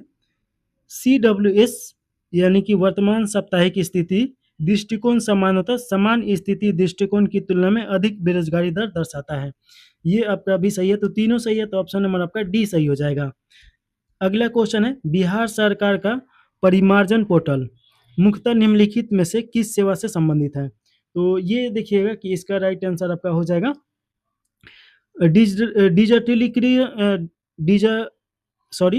डिजिटलीकृत भूमि अभिलेख यानी जमाबंदी में त्रुटियों का संशोधन करना, उसे ठीक करने के लिए। तो ऑप्शन नंबर बी सही हो जाएगा। देखिए कि राजस्व एवं भूमि सुधार विभाग द्वारा भूमि अभिलेख सुधार प्रक्रिया को डिजिटलीकृत करना और सरल बनाने के उद्देश्य से ये प्रारंभ किया गया है। और ये भूमि धारकों को अपनी जमाबंदी संबंधी विवरणों में त्रुटियों के संशोधन के लिए ऑनलाइन आवेदन प्रस्तुत करने की सुविधा प्रदान करता है। डिजिटल इंडिया भूमि अभिलेख आधुनिकीकरण कार्यक्रम का एक ये भाग है। तो ऑप्शन नंबर आपका बी सही हो जाएगा। अगला क्वेश्चन है 24 नंबर क्वेश्चन, किसी देश के निवासियों के व्यक्तिगत आय के आकलन के लिए राष्ट्रीय आय में से निम्नलिखित में से क्या घटाया जाना चाहिए? तो ये आपका हो जाएगा क्या घटाना जाना चाहिए? तो निगमों का अभी वितरित लाभ घटाना चाहिए, निगम कर भुगतान, परिवारों द्वारा किए गए निबंध ब्याज भुगतान। तो ये तीनों घटाया जा सकता है। तो ऑप्शन नंबर आपका डी सही हो जाएगा, एक से अधिक सही है। राजकोषीय उत्तरदायी बजट प्रबंधन अधिनियम 2003 के अंतर्गत केंद्र सरकार ने राजकोषीय घाटे को क्रमशः जीडीपी के कितने प्रतिशत तक घटाने का लक्ष्य निर्धारित किया गया था? तो ये आपका लक्ष्य रखा गया था 3% घटाने का। तो ऑप्शन नंबर बी सही हो जाएगा। ये सब फैक्चुअल क्वेश्चन है और इसे याद करना पड़ेगा। तो इसे नोट डाउन करके याद कर सकते हैं। कृषि मंत्रालय द्वारा प्रारंभ की गई परंपरागत कृषि विकास योजना का मुख्य उद्देश्य क्या है? तो इसका अगर मुख्य उद्देश्य का बात किया जाए तो देखिए कि क्लस्टर आधारित दृष्टिकोण के माध्यम से जैविक कृषि को बढ़ावा देना। तो ऑप्शन नंबर आपका बी सही हो जाएगा। अगर देखिए कि भारत में प्रथम जैविक राज्य कौन सा है? तो आपका सिक्किम हो जाएगा। तो ये याद रखेगा, सिक्किम पूर्णतः जैविक राज्य है। तो ये आपका याद रखना है। और आगे देखिएगा अगला क्वेश्चन आपका 127 नंबर है, सार्वजनिक निजी भागीदारी के निम्नलिखित मॉडलों में से किसमें निजी भागीदार को सर्वाधिक वित्तीय जोखिम वहन करना पड़ता है? तो इसमें देखिए कि बिल्ड ऑपरेटर ट्रांसफार्मर को सर्वाधिक वित्तीय जोखिम वहन करना पड़ता है। तो ऑप्शन नंबर ए सही हो जाएगा। 27 के बाद 28 नंबर क्वेश्चन देखिएगा, बिहार औद्योगिक निवेश प्रोत्साहन नीति 2016 में निम्नलिखित में से किन क्षेत्रों को राज्य के प्राथमिक क्षेत्र के रूप में चिन्हित किया गया है। तो इसमें इसका राइट आंसर आपका हो जाएगा खाद्य प्रसंस्करण, सूचना प्रौद्योगिकी और चमड़ा और वस्त्र उद्योग हो जाएगा। तो ऑप्शन नंबर आपका डी सही हो जाएगा। अगला क्वेश्चन देखिएगा, 129 नंबर क्वेश्चन है। भारत में वाणिज्य बैंकों द्वारा स्थापित डिजिटल बैंकिंग इकाई का प्रमुख उद्देश्य निम्नलिखित में से क्या है? तो डिजिटल बैंकिंग इकाई का प्रमुख उद्देश्य का अगर बात किया जाए तो देखिए कि 24/7 यानी कि 24 घंटा और सातों दिन पेपरलेस स्व बैंकिंग सुविधा प्रदान करना, यानी स्वयं बैंकिंग का उपयोग किया जा सकता है। तो ऑप्शन नंबर आपका ए सही हो जाएगा। अगला क्वेश्चन है, निम्नलिखित में से कौन सा कथन भारत में उपभोक्ता मूल्य सूचकांक यानी सीपीआई और थोक मूल्य सूचकांक यानी डब्ल्यूपीआई के बीच सही स्पष्ट अंतर सब स्पष्ट कर रहा है? तो इसका राइट आंसर आपका देखिए कि सीपीआई खुदरा स्तर पे मूल्य परिवर्तनों को मापता है, जबकि डब्ल्यूपीआई उत्पादक ये थोक स्तर पे मूल्य परिवर्तन को मापता है। तो इन दोनों में ये आपका अंतर है। तो ऑप्शन नंबर ये सही हो जाएगा। भारत की मौद्रिक नीति समिति एमपीसी के संबंध में निम्नलिखित कथनों में से कौन सा सही है? तो इसमें सही उत्तर का चुनाव करना है। तो इसमें देखिएगा, इसमें 6 सदस्य होते हैं, जिसमें से 3 सदस्यों की नियुक्ति केंद्र सरकार द्वारा किया जाता है। तो ये आपका ऑप्शन नंबर बी सही है। थोड़ा-सा इसके बारे में समझ लीजिए। 6 सदस्य होते हैं, जिसमें से भारतीय रिजर्व बैंक के गवर्नर होते हैं और उसके साथ-साथ उप गवर्नर और केंद्र सरकार द्वारा नियुक्त 3 सदस्य इसमें शामिल होते हैं। तो 2 उप गवर्नर हो जाएँगे और 1 गवर्नर, 3 और 3 6 हो जाएँगे। तो ऑप्शन नंबर आपका बी सही हो जाएगा। और मौद्रिक नीति तो समझते ही हैं, ये केंद्र सरकार की तरफ से आरबीआई इसका परिवहन करता है। अगला क्वेश्चन है 32 नंबर क्वेश्चन। इसमें पूछा जा रहा है कि प्रगतिशील कर प्रणाली वह होती है जिसमें देखिए कि आपका इनकम के साथ-साथ कर बढ़ता जाता है, उसी को बोला जाता है। तो इसे दिया गया है कर योग्य राशि या आय बढ़ने पर कर बढ़ती जाती है। तो ऑप्शन नंबर आपका बी सही हो जाएगा। जैसे कि मान लीजिए कि कोई व्यक्ति 1 लाख का महीना कमा रहा है और 1 लाख पे उसके 20% कर के रूप में देना पड़ रहा है। वही व्यक्ति अगर मान लीजिए कि 2 लाख का महीना कमाने लगे, तो अगर कर समान रहेगा तो उसे 20% ही देना पड़ेगा, तो 20,000 ही देना पड़ेगा। लेकिन यहाँ पे क्या हो जाएगा, 30% देना पड़ेगा। तो ये कर के साथ-साथ उसका कर प्रतिशत भी बढ़ते जाता है, इसी को बोला जाता है प्रगतिशील कर प्रणाली। तो ऑप्शन नंबर आपका बी सही हो जाएगा। अगला क्वेश्चन है सीमांत अस्थायी सुविधा एमएसएफ दर को भारतीय रिजर्व बैंक सामान्यतः रेपो दर के सापेक्ष किस स्तर पे निर्धारित करता है? तो इसका राइट आंसर आपका हो जाएगा रेपो दर से 25 आधार अंक ऊपर इसमें निर्धारित किया जाता है। तो ऑप्शन नंबर सी सही हो जाएगा। बैंकों को आपातकालीन तरलता की स्थिति में आरबीआई से उधार लेने की सुविधा प्रदान करता है एमएसएफई, यानी कि बैंकों को अगर मान लीजिए कि कोई एसेट खरीदना हो तो एक रात के लिए वो कर ले सकता है या ज़्यादा समय के लिए ले सकता है, तो उसी को बोला जाता है एमएसएफई। अगला क्वेश्चन है 34 नंबर क्वेश्चन। वह बेरोजगारी का कौन सा प्रकार है जो श्रमिकों द्वारा उपलब्ध कराए गए कौशलों एवं नियोजकताओं द्वारा अपेक्षित कौशल के मध्य असंगठित के कारण उत्पन्न होते हैं? तो इस ये आपका राइट आंसर देखिएगा कि इसे संरचनात्मक बेरोजगारी बोला जाता है। तो ऑप्शन नंबर आपका बी सही हो जाएगा। घर्षणात्मक बेरोजगारी उससे बोला जाता है कि जैसे कि मान लीजिए कि कोई व्यक्ति साइकिल का दुकान खोला है, लेकिन वो उससे संतुष्ट नहीं है। वो चाह रहा है कि अब मेरा साइकिल का एजेंसी हो जाए, तो उसमें वो प्रयत्न कर रहा है। तो इसे घर्षणात्मक बेरोजगारी बोला जाता है। चक्रीय बेरोजगारी का मतलब क्या होता है कि एक वो चक्र में फँस जाता है, यानी कुछ समय के लिए उसको रोज़गार मिलेगा, फिर कुछ समय के लिए नहीं मिलेगा। अगला क्वेश्चन है, इसका तो राइट आंसर बी सही हो जाएगा। 135 नंबर क्वेश्चन। भारत की कौन-सी पंचवर्षीय योजना गरीबी हटाओ पर केंद्रित थी और जिसे प्राय 20 सूत्रीय कार्यक्रम से संबंधित माना जाता है? तो इसका राइट आंसर आपका हो जाएगा पंचम पंचवर्षीय योजना, ये आपका ऑप्शन नंबर सी सही हो जाएगा। ये 1974 से लेके 78 तक ये पंचवर्षीय योजना काम किया।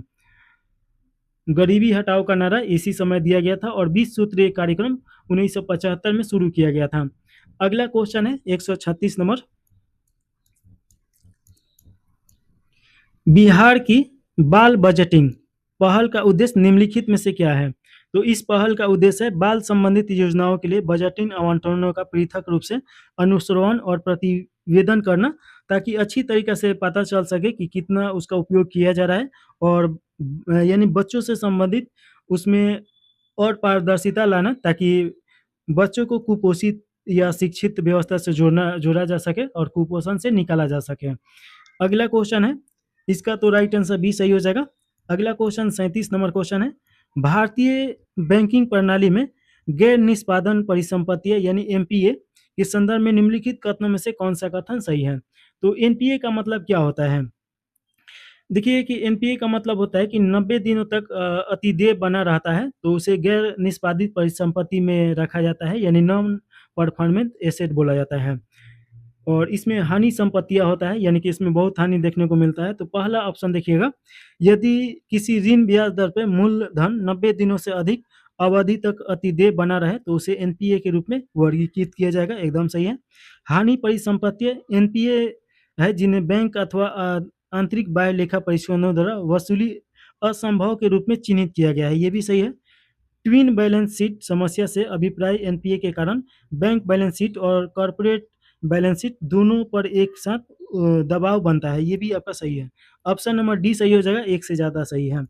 अगला क्वेश्चन है 38 नंबर, योजना आयोग मॉडल से नीति आयोग की ओर संक्रमण भारत की आर्थिक शासन व्यवस्था में एक मूलभूत परिवर्तन को दर्शाता है। निम्नलिखित में से कौन सा कथन इसे सही रूप से प्रतिबिंबित करता है? तो इसका राइट आंसर आपका हो जाएगा, यह एक ज्ञान एवं नवाचार केंद्र के रूप में कार्य करता है, जो केंद्र और राज्यों के तकनीकी परामर्श प्रदान करता है, किंतु विकास निधियों के आवंटन की शक्ति नहीं है, ये आपका सही है। एसडीजी, इंडिया इंडेक्स और हेल्थ इंडेक्स के मध्य से ये राज्यों की रैंकिंग और प्रतिस्पर्धा संगठनात्मक को प्रोत्साहन करता है, जिससे निजी प्रोत्साहन प्रभावित होता है, ये भी सही है। सभी मुख्यमंत्रियों एवं उप राज्यपालों की सदस्य वाली गवर्निंग काउंसिल सहकारी संघवाद का प्रमुख मंच है, ये भी सही है। तो ऑप्शन नंबर डी सही हो जाएगा, एक से ज्यादा सही है। अगला क्वेश्चन है 139 नंबर, भारतीय रिजर्व बैंक द्वारा प्रारंभ की गई डिजिटल रुपया प्रणाली यूपीआई प्रणाली से मुख्यतः किस प्रकार भिन्न है?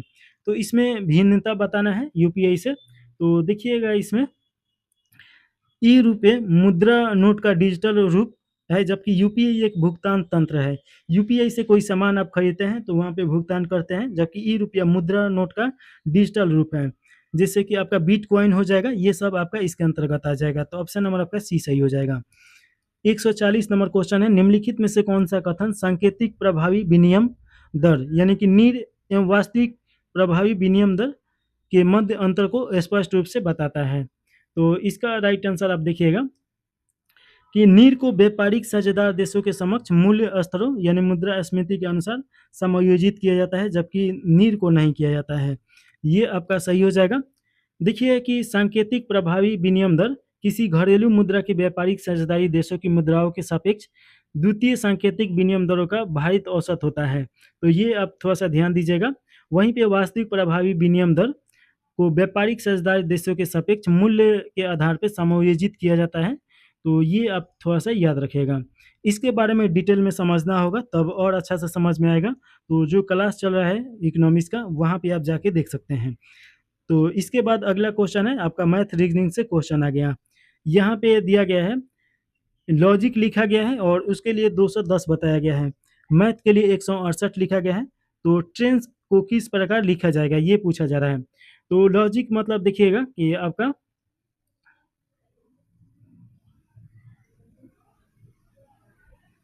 देखिए रीजनिंग बनाए होंगे तो आप समझते ही होंगे कि सभी का एक कोड होता है, जैसे कि एल ये 12 नंबर पे होता है, वो आपका 15 नंबर पे होता है, और जी आपका ये 7 नंबर पे होगा, आई आपका 9 नंबर पे होगा और सी आपका 3 नंबर पे होगा। इन सभी को अगर जोड़ेंगे तो 46 हो जाएगा, और 1 2 3 4 5 5 अंक है तो इसमें 5 से गुना करा दीजिए तो ये आपका 230 आ जाएगा। तो इसी प्रकार देखिएगा कि मैथ का भी ये 168 आया है। उसी प्रकार अगर देखा जाए तो इसमें देखिए टी मतलब आपका 20, आर मतलब 18 हो जाएगा, ए का मतलब 1 हो जाएगा, आई का मतलब 9 हो जाएगा, एन का मतलब 14 हो जाएगा, एस का मतलब 19 हो जाएगा, और अगर सभी हम जोड़ेंगे तो 81 हो जाएगा। कितना अंक है? तो देखिएगा इसमें आपका 6 अंक है, तो 6 से इसमें गुना करेंगे तो 6 एकम 6 हो जाएगा, और उसके बाद ये 48 हो जाएगा, 8 6 48, तो 486 हो जाएगा, ऑप्शन नंबर सी सही हो जाएगा। अगला क्वेश्चन देखिएगा कि निम्नलिखित प्रश्नों में से वह विकल्प चुनिए जो 3 विकल्पों में से भिन्न है। तो इसी प्रकार आपको चुनना होगा। तो देखिएगा कि यहाँ पे E+2 तो ये G बना है, और इसके बाद देखिएगा कि आपका इसमें से एक माइनस किया गया है। तो ऐसे ही अगर देखिएगा तो इसका राइट आंसर आपका ये नहीं होगा, तो ऑप्शन नंबर डी सही हो जाएगा इसका 142 का। देखिए 43 नंबर क्वेश्चन, इसमें आपका क्वेश्चन मार्क के स्थान पे क्या भरना है। तो यहाँ पे देखिए कि एक कोड दिखाई दे रहा है, 8 में 10 से गुना करेंगे तो 80 हो जाएगा, और उसमें 8 घटा दीजिए तो 72 हो जाएगा। वैसे ही ये 7 में 10 से गुना कीजिएगा 70 हो जाएगा, उसमें 7 घटा दीजिएगा 63 हो जाएगा। वैसे ही 9 में 6 से गुना कीजिएगा तो 54 हो जाएगा, उसमें 6 घटा दीजिएगा तो आपका 48 हो जाएगा। तो यहाँ पे कौन सा आ जाएगा, तो ऑप्शन नंबर डी सही हो जाएगा। यहाँ पे एक कोड जो पूरा कर रहा है तो ये 9 आ जाएगा, तो ऑप्शन नंबर आपका डी सही है। अगला क्वेश्चन है 44 नंबर। देखिए ये बड़ा इजी क्वेश्चन होता है। यदि गुना का अर्थ माइनस है, प्लस का अर्थ गुना है, भाग का अर्थ प्लस है, और माइनस का अर्थ भाग है, तो निम्नलिखित व्यंजन का मान ज्ञात करना है। तो यहाँ पे माइनस दिया गया है, तो माइनस का अर्थ क्या होगा, तो भाग होगा, तो यहाँ पे भाग का चिन्ह आ जाएगा। भाग के जगह पे क्या हो जाएगा, तो प्लस हो जाएगा, और प्लस के जगह पे क्या हो जाएगा, तो गुना हो जाएगा, और गुना के जगह पे क्या हो जाएगा, तो माइनस हो जाएगा, और प्लस के जगह पे गुना हो जाएगा। इसका सॉल्व कीजिएगा तो आपका आंसर आ जाएगा, आंसर निकल के आएगा 24, तो सॉरी 64 आ जाएगा, तो ऑप्शन नंबर ए सही हो जाएगा।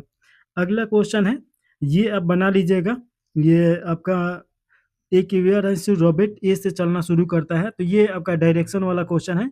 इजी होता है लेकिन इस पे लिखने में थोड़ा सा समस्या आ रहा है। तो यहाँ पे आप देखिएगा 145 का डी सही हो जाएगा, 10 मीटर हो जाएगा। 146 का देखिएगा कि इतना को इतना के रूप में कुटीबद्ध किया गया है, तो इतना का उसी कूट भाषा में क्या होगा। तो यहाँ पे आप देखिएगा कि यहाँ पे क्या किया गया है, 6 अंक है और 6 अंक इधर है। तो ये आपका देखिएगा कि एक यहाँ पे FUN, और इधर देखिएगा कि आपका PWH, इसके सामने सामने अगर देखा जाए तो यहाँ पे +2 किया गया है, और यहाँ पे भी +2 किया गया है, और यहाँ पे देखिएगा कि आपका +2 किया गया है, तो इसी आधार पे निकाल लेना है। वहाँ पे भी आपका DAY हो जाएगा, और नीचे